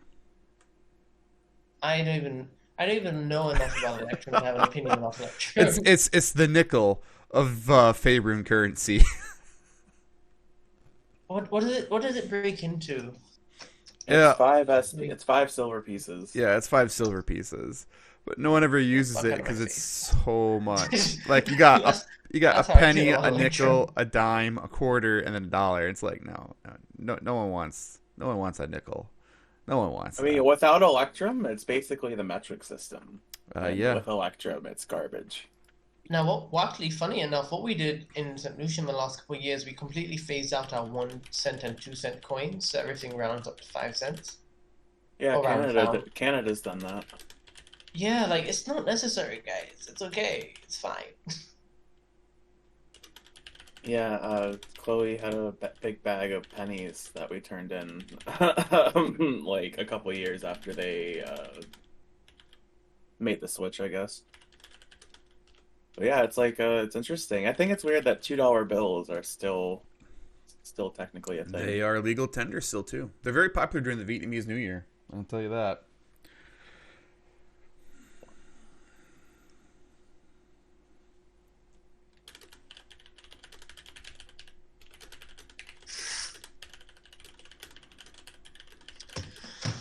I should start my recap.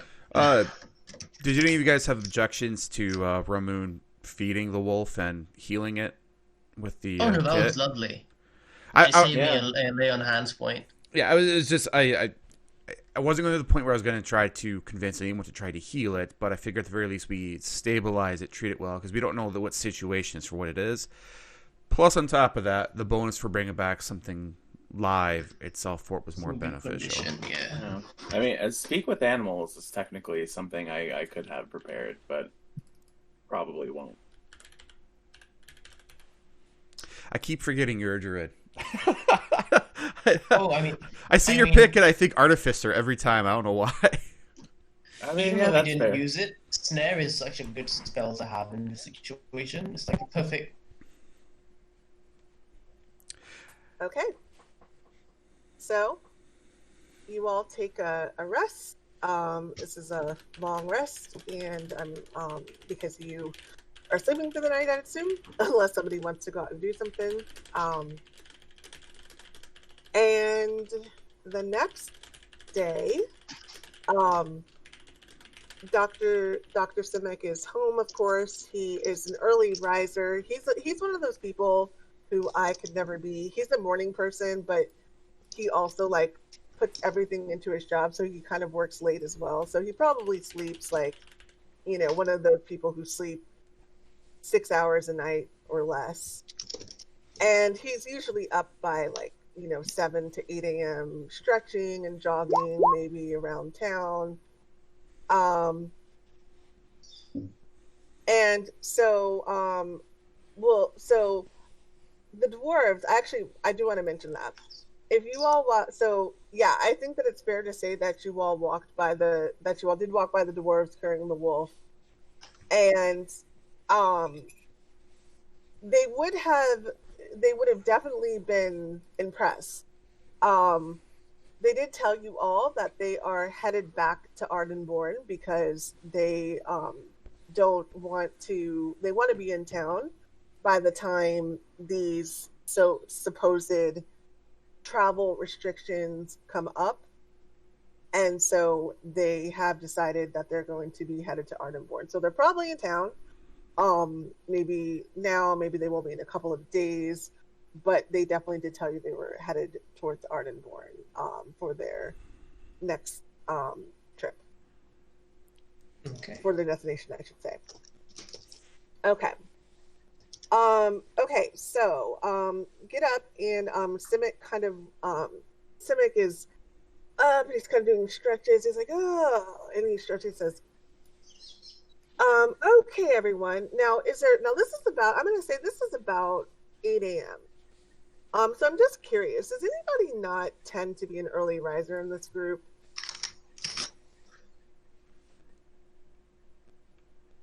Oh, I've already finished my morning tea. Yeah, Ramune's used to getting up early for observational purposes. Okay. He watches. So, he's going to go ahead and he probably made or not maybe necessarily made, but brought out some bread and some water and some cheese for breakfast. And he's kind of munching on some bread. And he comes up to those of you who are up, and he says, so, I have been hearing from a nearby town called Mesawood.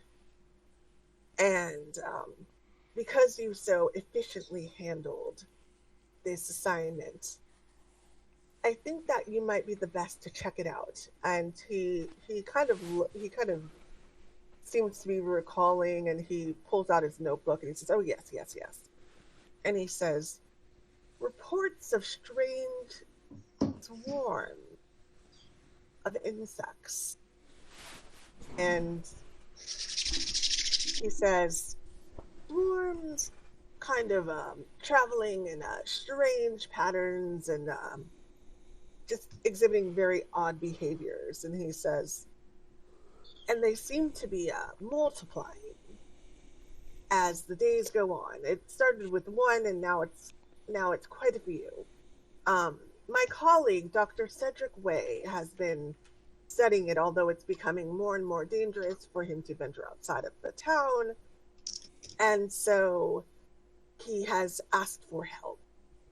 And he closes his notebook and he says, I think that you all might be just the ones to help. And so if you want to head to Mesawood, and he thinks and says, it's about a day away.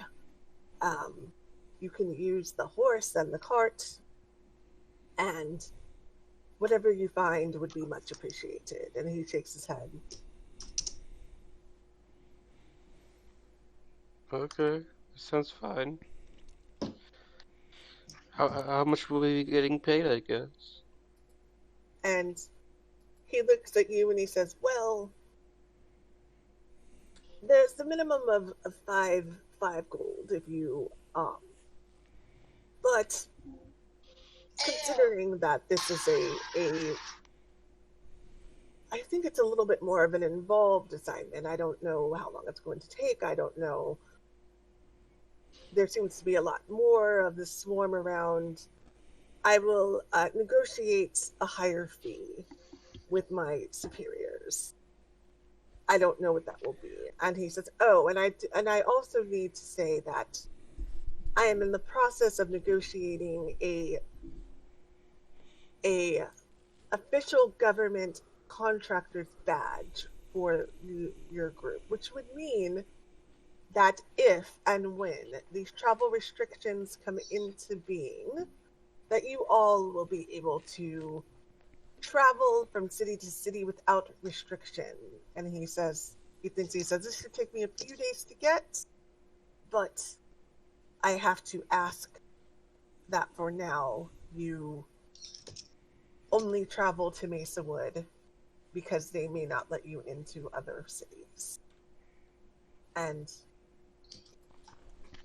he kind of looks at all of you and says, but that will take me 50 days. He repeats himself. Okay, that's understandable. We appreciate the efforts you're making for our convenience. And he says, you all have been quite I'm not religious myself, but quite a blessing for my studies, as I don't have anyone else who can go out and look at these sort of things. It's not nobody else who can at least go out and safely do what you're doing. So believe me, it's more than worth it. And he kind of gives Irene like a pat on the arm. And he says, okay, so you all can head out later today, or as you know, in the next couple of days. I wouldn't wait too long, though. We don't know exactly when they're going to close the borders. You should be able to get into Mesa Wood without a problem. He hands you a note, and he says, but I wouldn't wait too long. And he sits back down like at the table and says, do you all have any questions? Would I be able to see the wolf before we go? I wish to observe to see his behavior for this morning and how he is doing. And he says, oh, yes, of course. And he explains to you that the wolf is being kept in a enclosure. They have kind of like a lab that they use. They put the wolf in a large enclosure that they had normally used for things like bear, more than one bear. And so they put the wolf in a large enclosure, and they are kind of just watching him. He's being viewed by people, kind of to see his behavior. So he says, yes, you can go there. That's perfectly fine. That was all I wished to do before we leave. Make sure he okay. And he says, yes, of course. And he says, does anybody else have any other questions?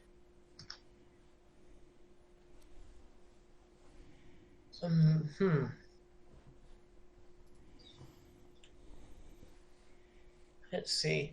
Well, I hope we have as successful a sample collection as this first task, which I suspect the swarm might prove trickier, but of course we'll do our best to preserve as much as we can.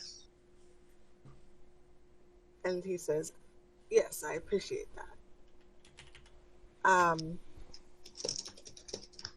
Okay, so I think that's all you all had. If anybody else wants to ask anything else, we'll move forward to checking on the wolf. And then we'll head. Did you all want to move towards Mesa Wood right away? Did you want to wait, let any time pass? It's, excuse me, it's early morning. at this point. So, but you haven't fully rested. While they're going to see the wolf, can I go to a store to buy a shield? Yes. Yeah. So you just want to get a regular shield. Okay. Anybody else have anything else they want to do?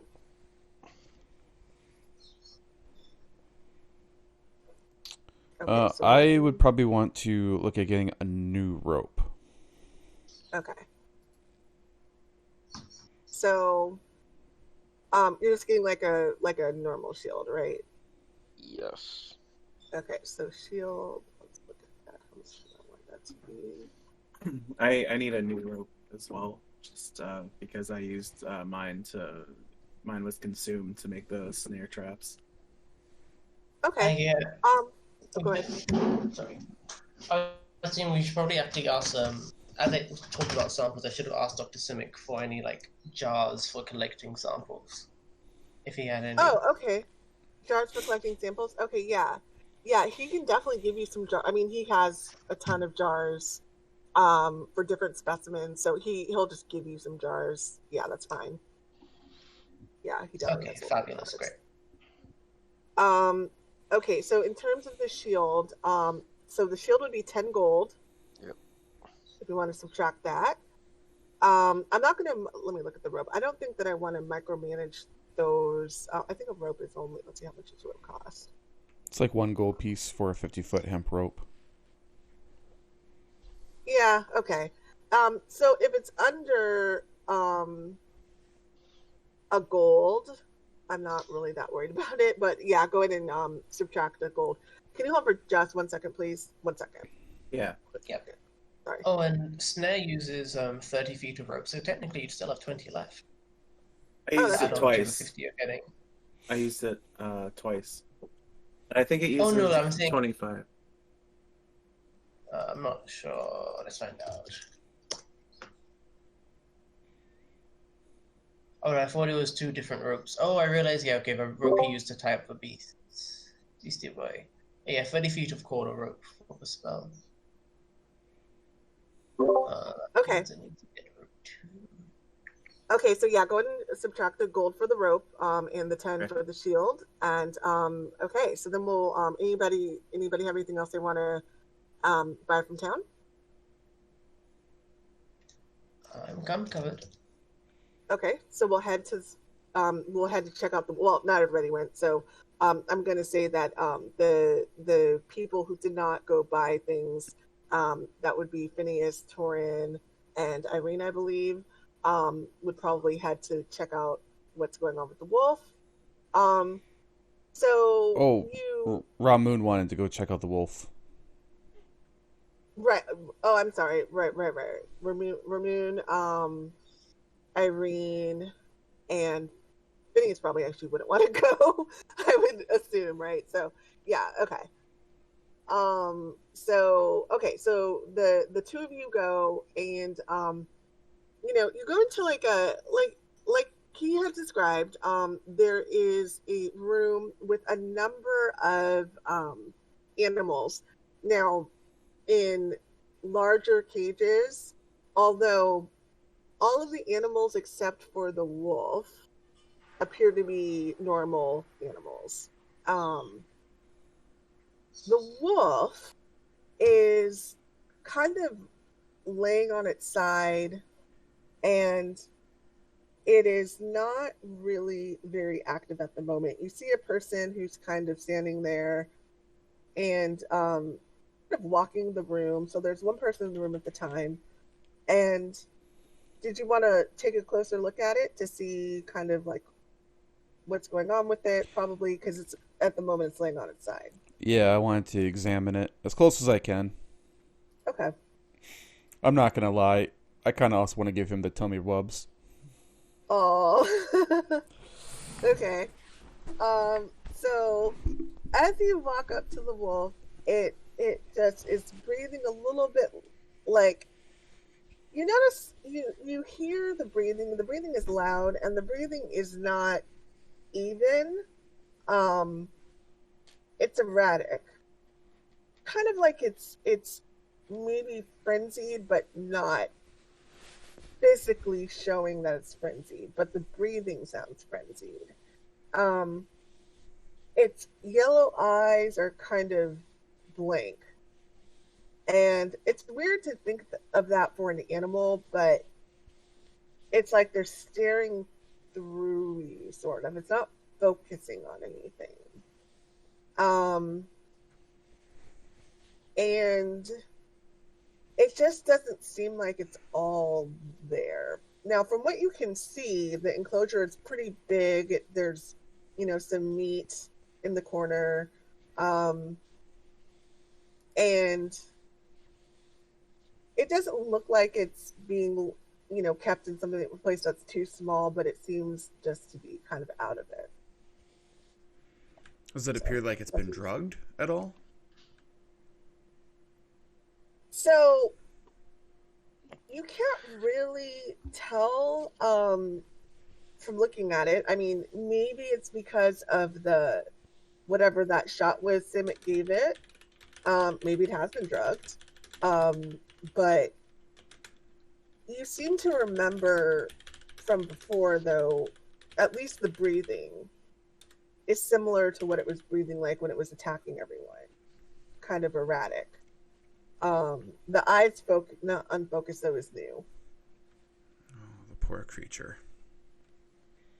Ramune's going to take notes over its activities, and though there's food in the thing for it, he's going to pull out another dried ration, and he's going to attempt to bring the wolf, or to have the wolf come closer to the cage so he can get a better look at it.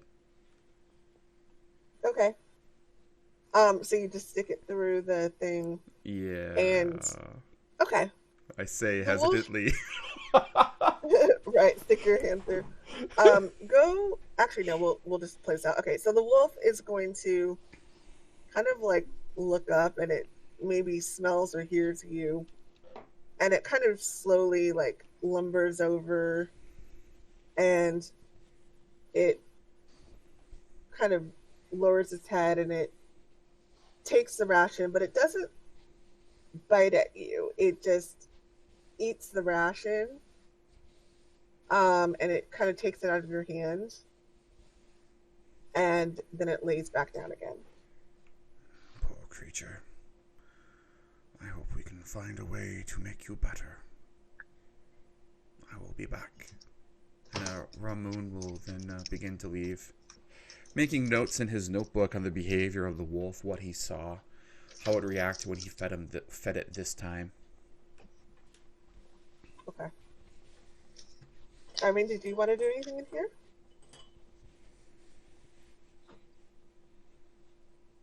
Oh, sorry, I brain fog. No, I'll just kind of walk. How long is the journey to the next location? A day, full day. Well, if I could, 24 hours. I'd want to see if I could just lay on hands it, or while he's like giving it food, just touch like its side and lay on hands it, just to see if there's anything affecting it, or just to bolster it after the rough day it had yesterday. Okay.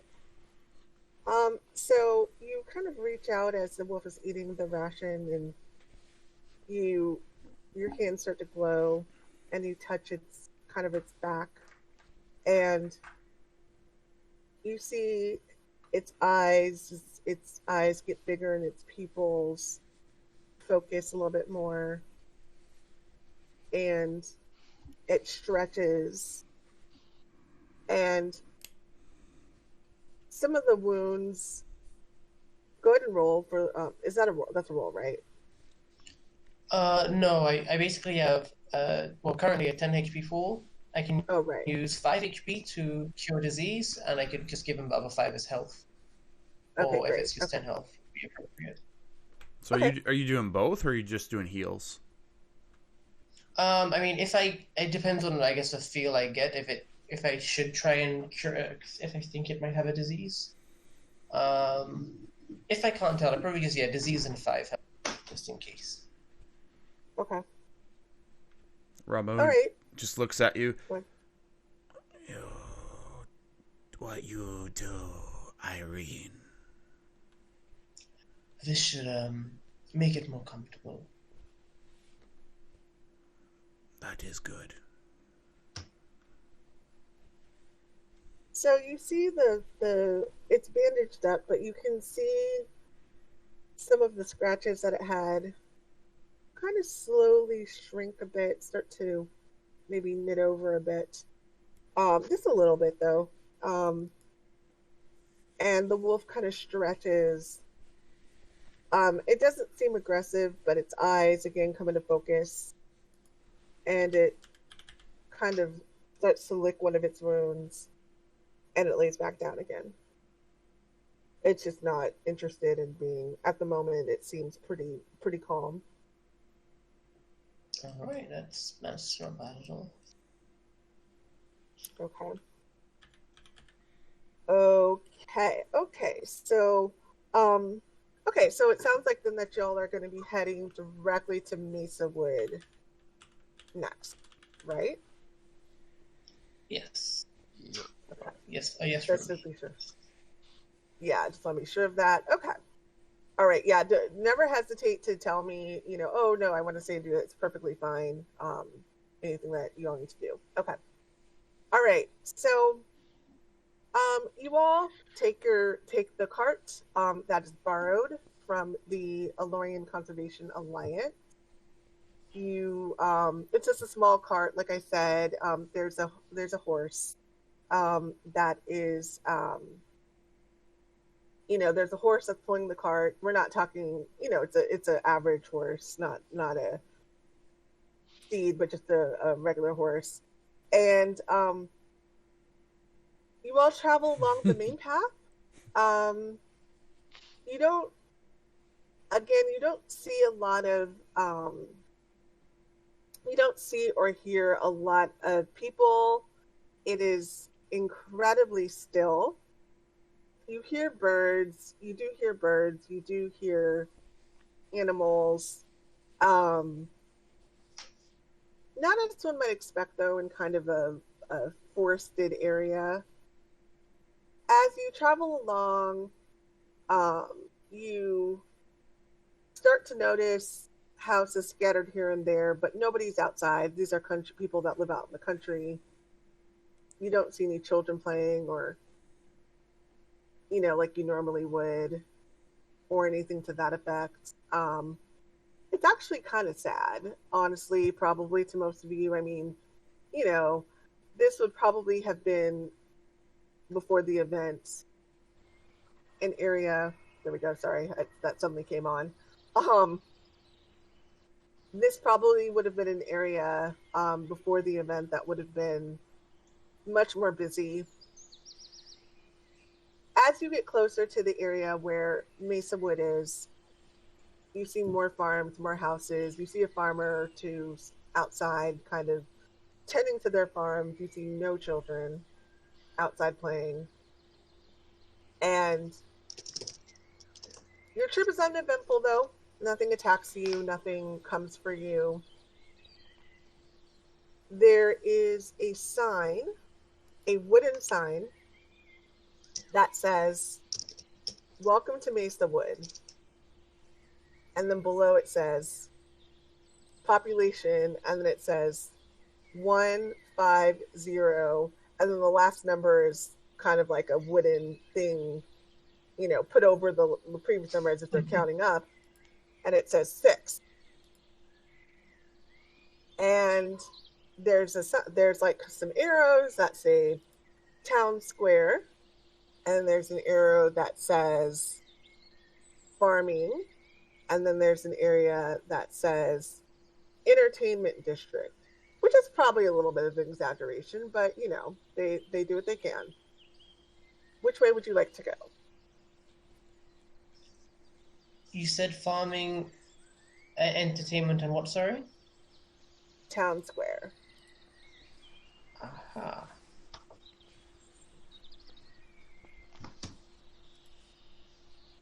Let's see.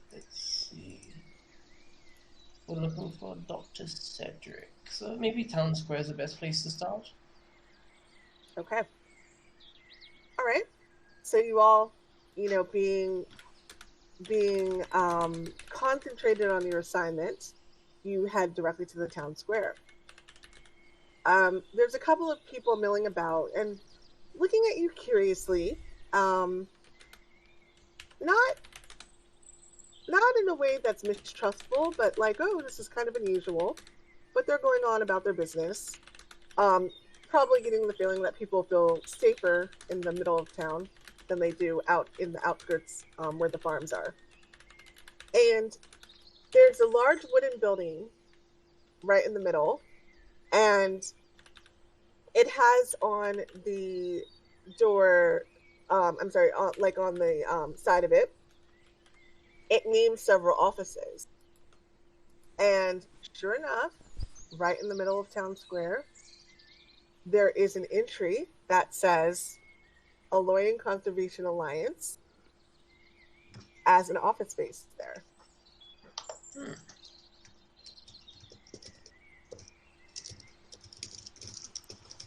So, I'm assuming that's where you all want to go first.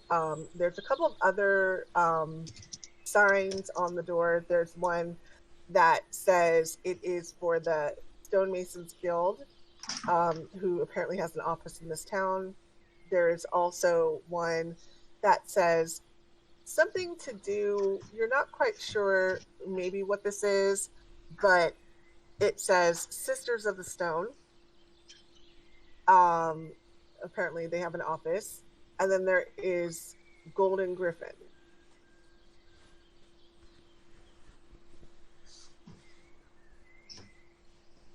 Okay. Sisters of the Stone.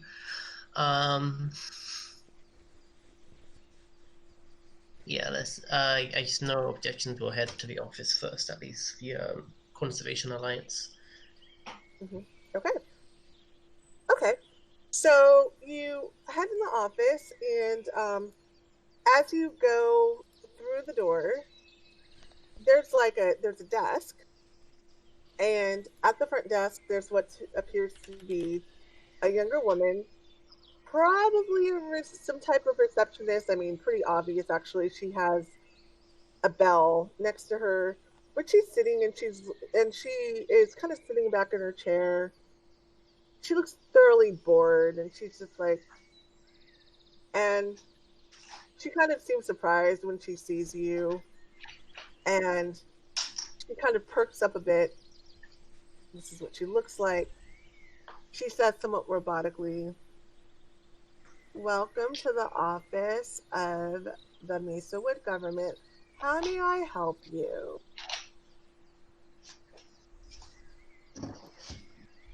Oh, good day, my dear. We're looking for Dr. Cedric Way. I'm not sure if you're expecting us, but Dr. Simic sent us. And she says, "Oh, yes." And when she said this, she wasn't even looking at you guys. She was kind of saying it robotically. And she turns and finally looks at you and she says, "Well," and she pauses and she's like, "Oh, hey." She looks you over and she says,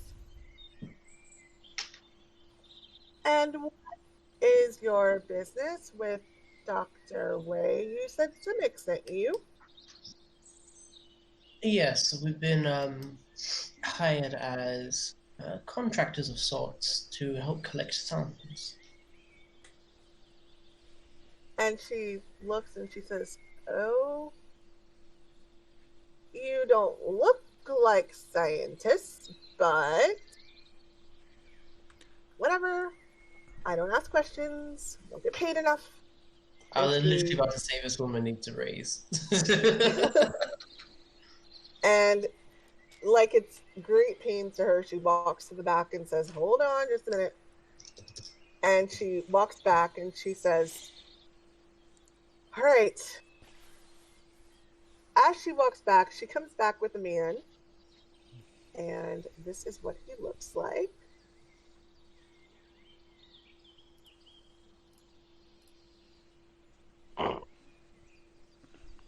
comes forward, very well dressed for a scientist. Seems to care a lot about his clothing. For a lot more formally dressed than Simic. Kind of has longer hair, has a nice collar on.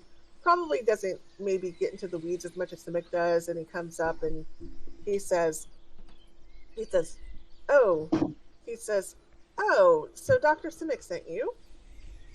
And he says, yes, I'm Dr. Cedric Way. And he kind of looks at all of you and just nods and kind of a hello greeting. And Isla kind of, the lady who was talking to you, he says, okay, Isla, that will be all. You can leave us. And Isla's like, ah.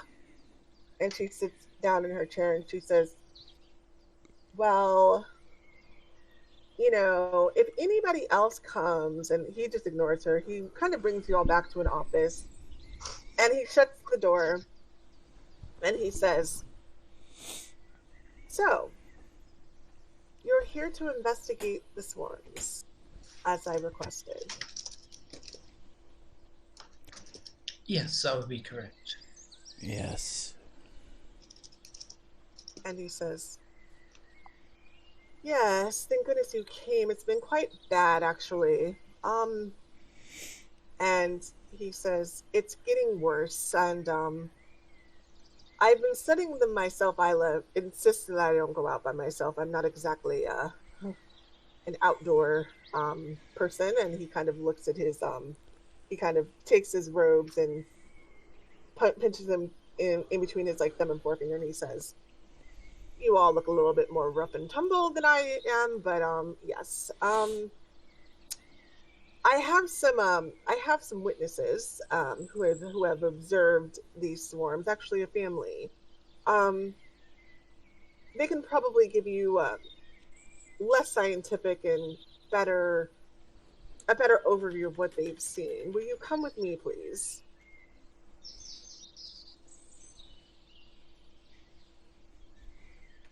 Yes. I guess, yeah. And he kind of leads you all out the door. Isla sitting in the chair at the reception, kind of leaning over like she's about to fall asleep, perks up, pretending to be doing something, but he doesn't seem to notice. He walks across kind of like the little pathway, a dirt pathway, comes to a small house, a farm with a little yard in the back. I'm sorry, it's not a farm, it's just a small house. And it has a small little yard. And he knocks on the door. And after a minute, a woman comes to the door. And she looks a little bit surprised to see all of you, but she's kind of like rubbing her eyes a bit, and it's sort of early, and she says, oh, hello, and what do I owe this visit? And Dr. Way says, oh, well, these people are here to talk to you about the swarm that you've seen. And she says, oh, thank goodness, come on in. She ushers you all in, and she calls a name, Lane, and another person comes in, another woman. They introduce themselves to you as sisters, and they own the general store in town. They introduce themselves as a small family. Their parents died a few years ago, so these are girls who were just barely out of their teens. Probably they're human and probably like 19, probably 2021.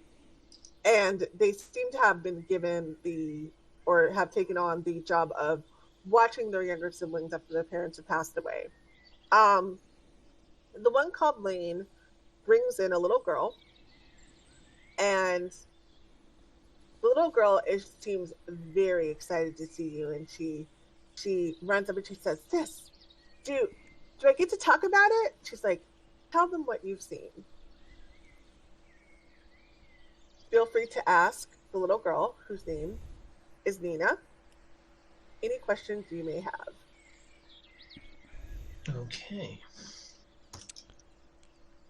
You guys ever see that gif of the house on fire and the little girl smiling back at the camera? Yes. No. That token just reminds me exactly of that. Oh, does it? I'll post if I can find it. Yeah, I want to see that. This little girl's actually from a video game that I've never played. There you but I go. don't remember the name of it. Yeah. So that's like sinister smile. Oh my gosh. That's so, yeah, I've seen that. That is definitely her. Okay. So she's very excited to be talking to you. She's very interested in like this eclectic group. She's never seen people like this.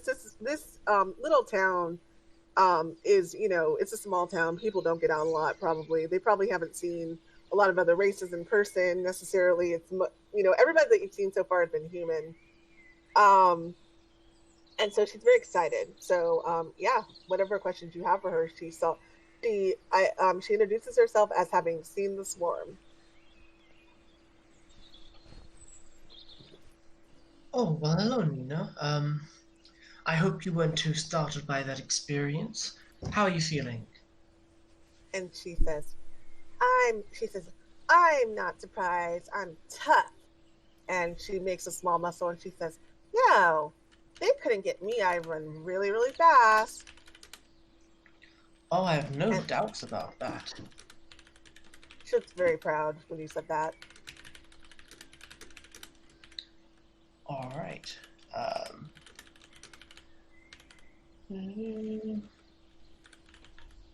So, this swarm, although not as fast as someone like you, what was it like?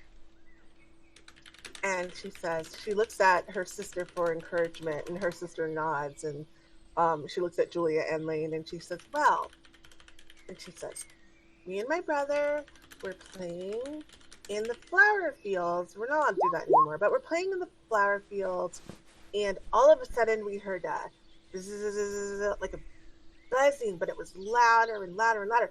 And then all of a sudden, this black cloud, it flew above our heads, but it wasn't chasing us, but it was circling. And she takes her finger and she does like swirlies, like around and around and around.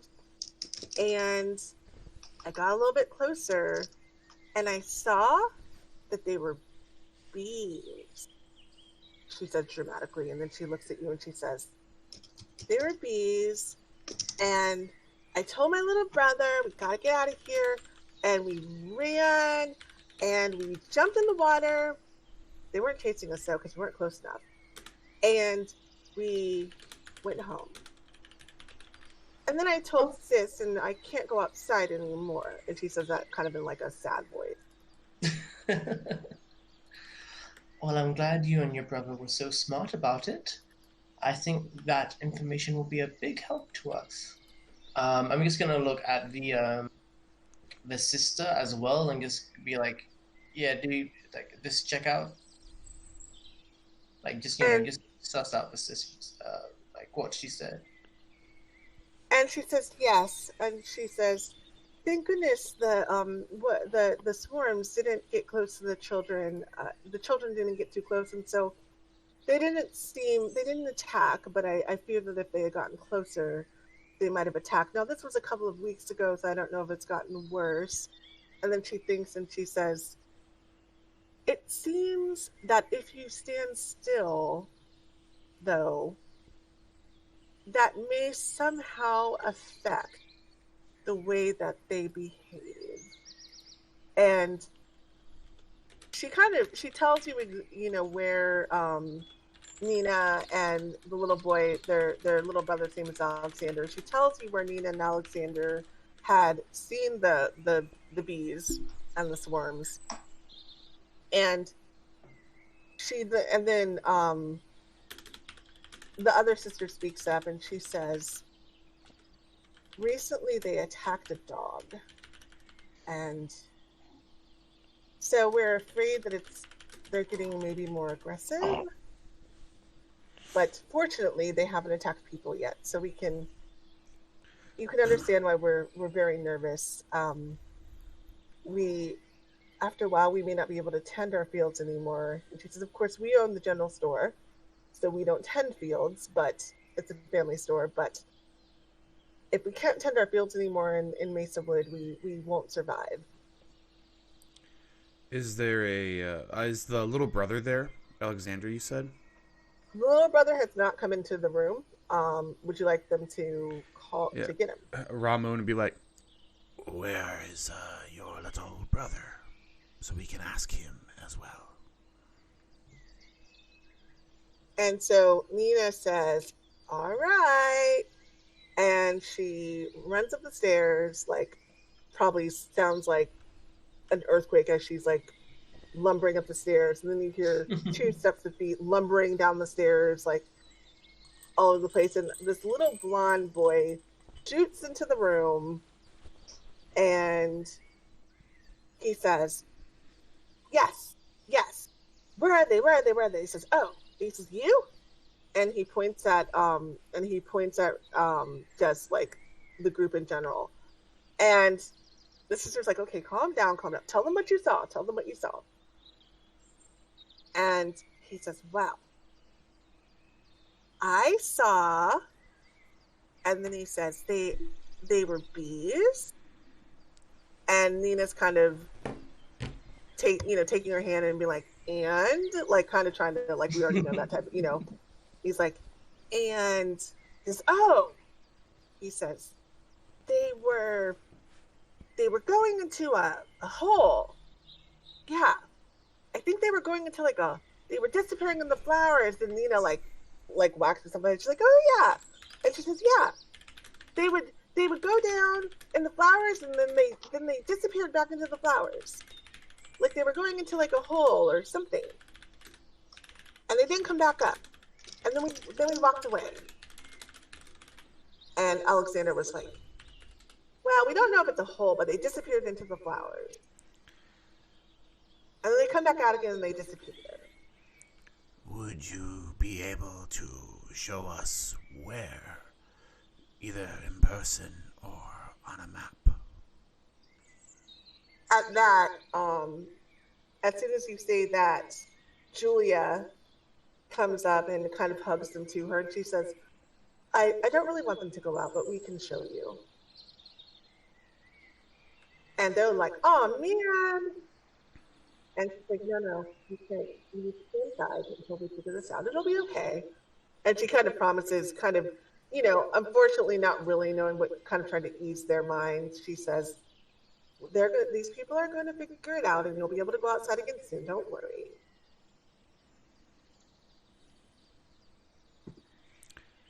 And so so Julia and Lean both agree that they can show you exactly where the children were playing. Much appreciative. Yes, that would be a big help for us. Outside question: does the party know what a Cypress class is at this point? What is? Oh, Cypress. Yeah, do we know that Cypress is a druid or not? I don't think that it's ever been mentioned. I would say that no, probably not, honestly, cool. Because unless Cypress told you. No, that was the impression I got as well, is that none of us know for it. I just wanted to make certain so I don't metagame. Yeah. Yeah, that makes sense. Yeah. What's a druid that's never existed before ever? That's not a thing. Right. Paladins aren't real. Those aren't real things. Right. They're like fantasy type of things. Maybe you all have read about them, but I mean, out of game, I was considering preparing Speak with Animals next time we go to talk with the wolf, but I was going to talk to Erica about that for like next session or something. Yeah. Okay. Yeah, and definitely, like, for me, as you go to jot down the little Nina's reaction, she's making muscles, and she's like trying to do like little like punching moves that she thinks looks like a boxer, and she's continuing to describe like how they got away from the bees, and just very proud of herself that they, managed to escape this foe, so, or so, whatever it was. But yeah, very, very proud of herself. Do you have any more questions for the children or for the sister? Could I do an insight check as to the validation of their stories? Yes. On how they described it, at least to ascertain if what they believe is actually what they saw, compared to what they have told us. Yes. Because little kids lie and exaggerate. Oh my God, I am eating it up like elf pudding. Okay, so based on your kind of, are the little kids lying? Are they exaggerating? Are they making things up? They seem like they are, you can't be 100% sure, but they seem sincere. You did, even though Nina was acting rough and tough, you did detect a flicker of fear in her face when she said they were bees. So that type of thing is probably hard for a child that's probably around 9 or 10 years old to fake. And so you take that as she at least saw something. Now, whether or not it was completely accurate, you're not sure. As far as Alexander, let's see what Alexander is so wound up, and I don't know, maybe he just, ate some sugar or something like that, that you can't really tell. He's just kind of bouncing off the walls and kind of saying stuff. So you're not really sure about him, but Nina, you think that there was she saw something. Definitely saw something that scared her, but that's as far as you can tell. Okay. So, all right. Any other questions for the kids? Cypress, Phineas, you two been quiet? I don't think so. Okay.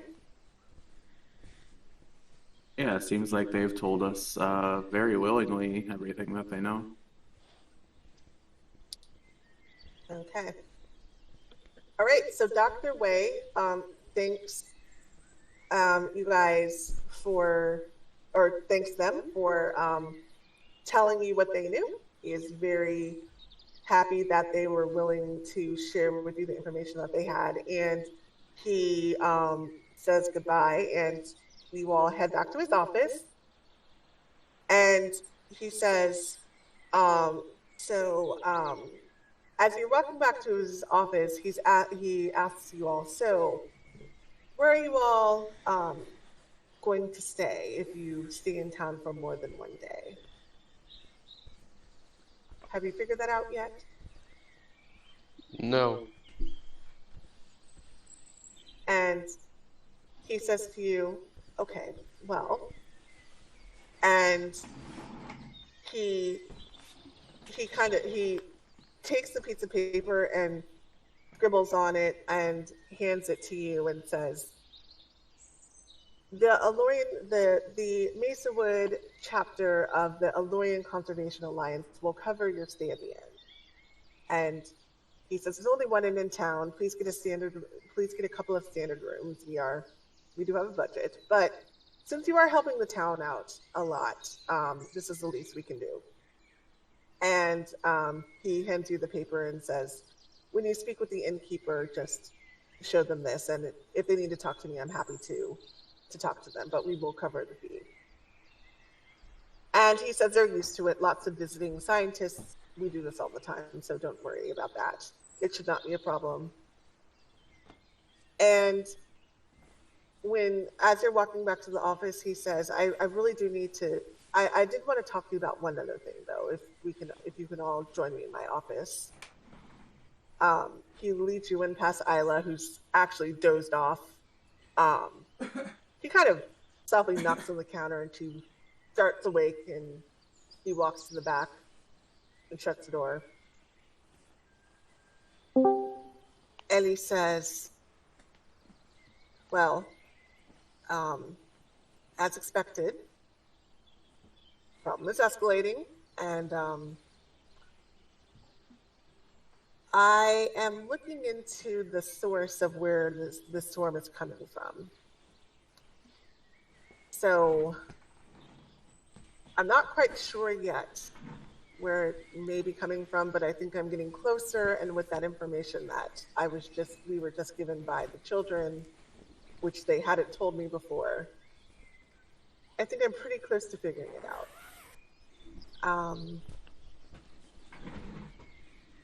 After you investigate the field, I come back and speak to me, and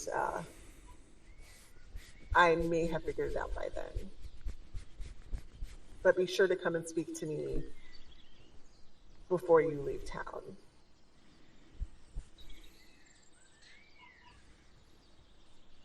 Okay. And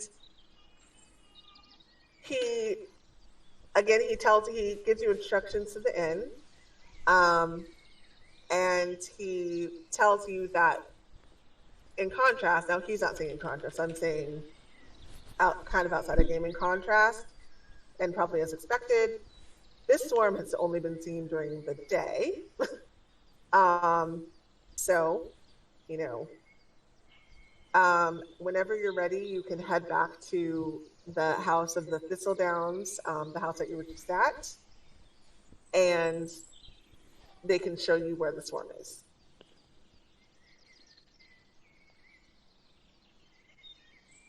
So Dr. Wei kind of sits down at his desk and appears to have a little bit of a headache, but he kind of puts his hand on his temples, and he doesn't seem like he seems like he's deep in thought, and kind of is, without saying it, kind of urging you guys to probably head out either to the inn or to the field.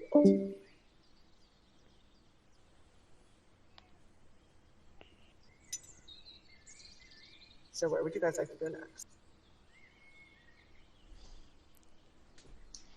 Probably to the field, right? I would say so, yes. Huh? All right, so you head back to the house of Lane and Julia. And Julia is happy to show you where this field is, kind of pushing back the protests of little Nina and Alexander. They want to go so bad, but she's like, no, gotta stay in the house. So you all head out. She seems nervous to be out. You can tell they have a general store that's in the middle of town. It's the only general store. This is a very small town. It's the only general store. So she doesn't, especially since this happened, she doesn't venture outside of town very often. She doesn't have a reason to go outside of town. And so she kind of leads you all it's about a 15-minute walk. Yeah, okay, no problem, Jono. And she leads you out to this field that is just full of flowers, as it was said. And here you are. Flowers everywhere. And she doesn't want to get close to the flowers. So she kind of points you over there, and she says, so you won't mind if I go back, right? I'm not really equipped to deal with stuff like this. And yeah, you're fine to go back. The hills are alive. And she starts singing "The Hills Are Alive" and starts Ramune just claps.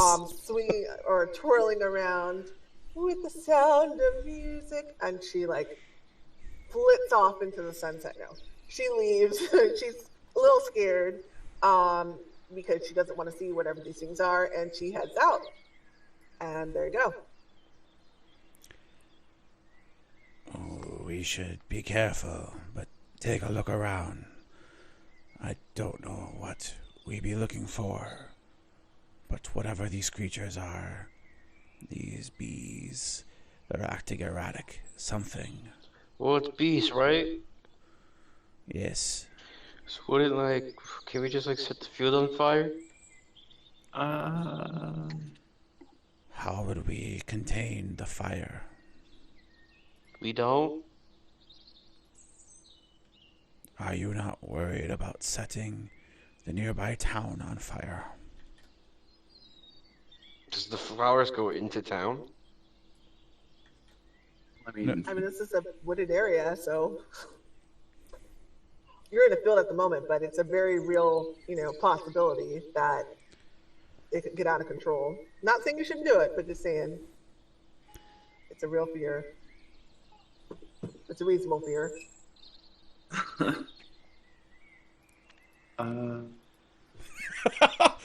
Now I'm picturing Phineas just casting fireball and just incinerating everything.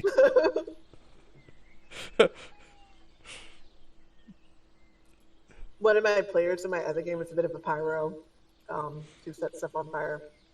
So, not saying how that all turned out, but he does like to set stuff on fire. I guess Cypress will just take a good look around with his perception.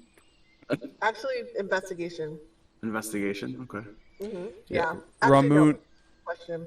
All right, sorry. One real quick. Are you? What are you? I shouldn't just say that. What exactly are you trying to do? Just generally observe the area for anything that's different or moving where it shouldn't be. Got it. Okay. Yep. Perception for that. Oof. Okay. Okay.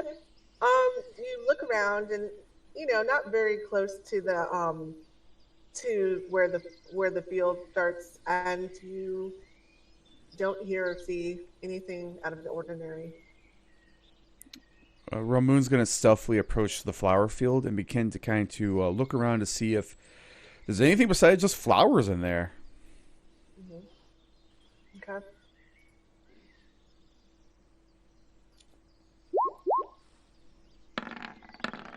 Oh, come on, roll 20. Don't be slow. Okay. Okay, go ahead and approach.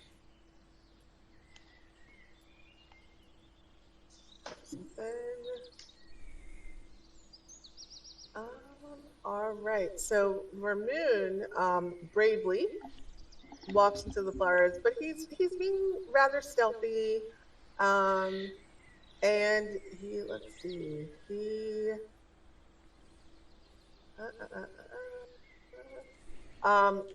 go ahead and roll. So nothing seems to be out of the ordinary, or at least nothing comes out as we enter the fields. Go ahead and roll perception. Okay. As you kind of look around to see if you see anything. Okay. All right. Oh my. So you hear a low and it's coming from over here where I'm clicking. And go ahead.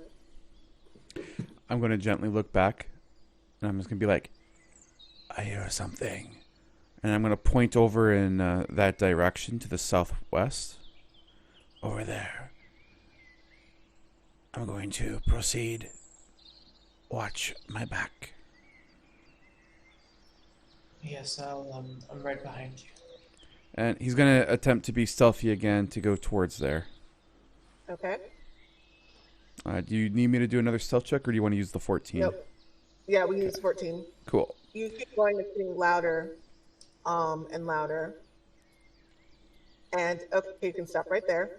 As you get closer, you see a black cloud raised up from out of the flowers. But it doesn't seem to be responding to you. It just flies up and starts flying in a swirling pattern,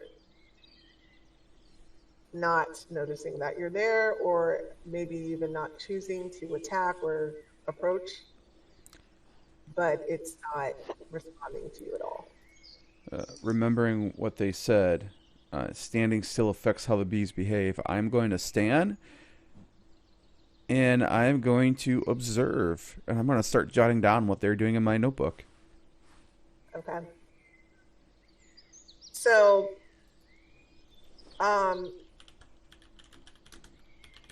they appear now, Irene. If you go another step, you may want to try to stealth.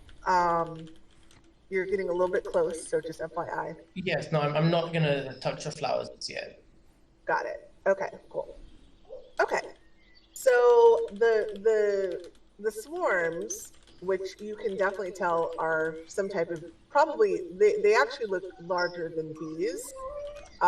They are likely wasps. But children, what did they, told you what they were. So they are doing a very deliberate pattern. They're circling 3 times, and then there's like 3 groups of them. They're circling 3 times in counterclockwise, and then they lower, and then they swirl back up, and then they circle and lower and swirl back up. And they're doing this pattern over and over and over and over again. It is the weirdest thing you have ever seen. It's creepy and eerie, and the buzzing is the buzzing is constant. Kind of a little bit, if you were to describe something out of kind of a bit of a nightmare, it kind of sounds like nightmare fuel. And go ahead. I was going to say, Ramune is very intrigued. Being an anthropologist, he loves observing gestures and behaviors. And though these are not humanoids, the behavior itself for it is still appealing to him as he is observing it. So the swarm, it's getting closer. They're still not paying attention to you yet. They still don't seem to have noticed you, but each time they do the swirl and the dip, they get a bit closer.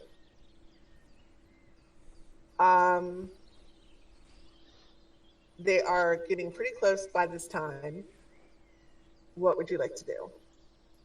I am standing, I am like kneeling down, like squatting down, and I am observing still. Okay.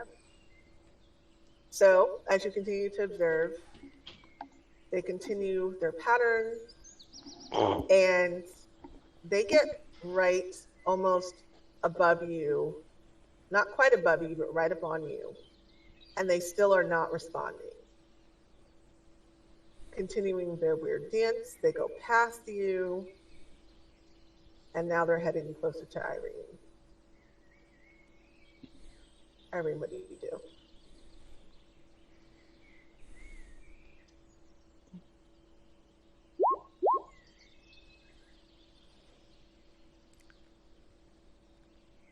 Jono's on mute. Okay, might be having some technical. Oh shucks. No, I was saying, standing very still. My shield would be out, but otherwise, kind of observing the pattern of freeze that they're doing, and just kind of seeing what happens. Okay. So they continue to move forward, and forward, same pattern, same pattern, same pattern. And as they get right next to you, all of a sudden, they seem to have noticed you, and you hear a loud buzz, and they start to fly towards you. Oh my. We're going to end there for today. All right, so we'll stop there. And next session, we will start in. I won't start you immediately in initiative. See what you all want to do. There are other things you can do before the bees attack or do something else, or the wasps. They're wasps. You can clearly tell by looking at them that they're larger than regular, honeybees. But so I'll give you a chance to do something before the wasps either attack or do something else.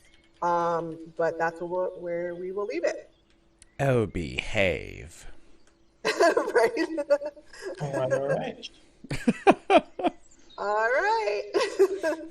All right. So thanks everyone. So what we'll do, again, I think I started talking some of you through your background discussions, but we'll continue those conversations. These are like collaborative discussions, and so we'll kind of come up with where you're from as a team. So.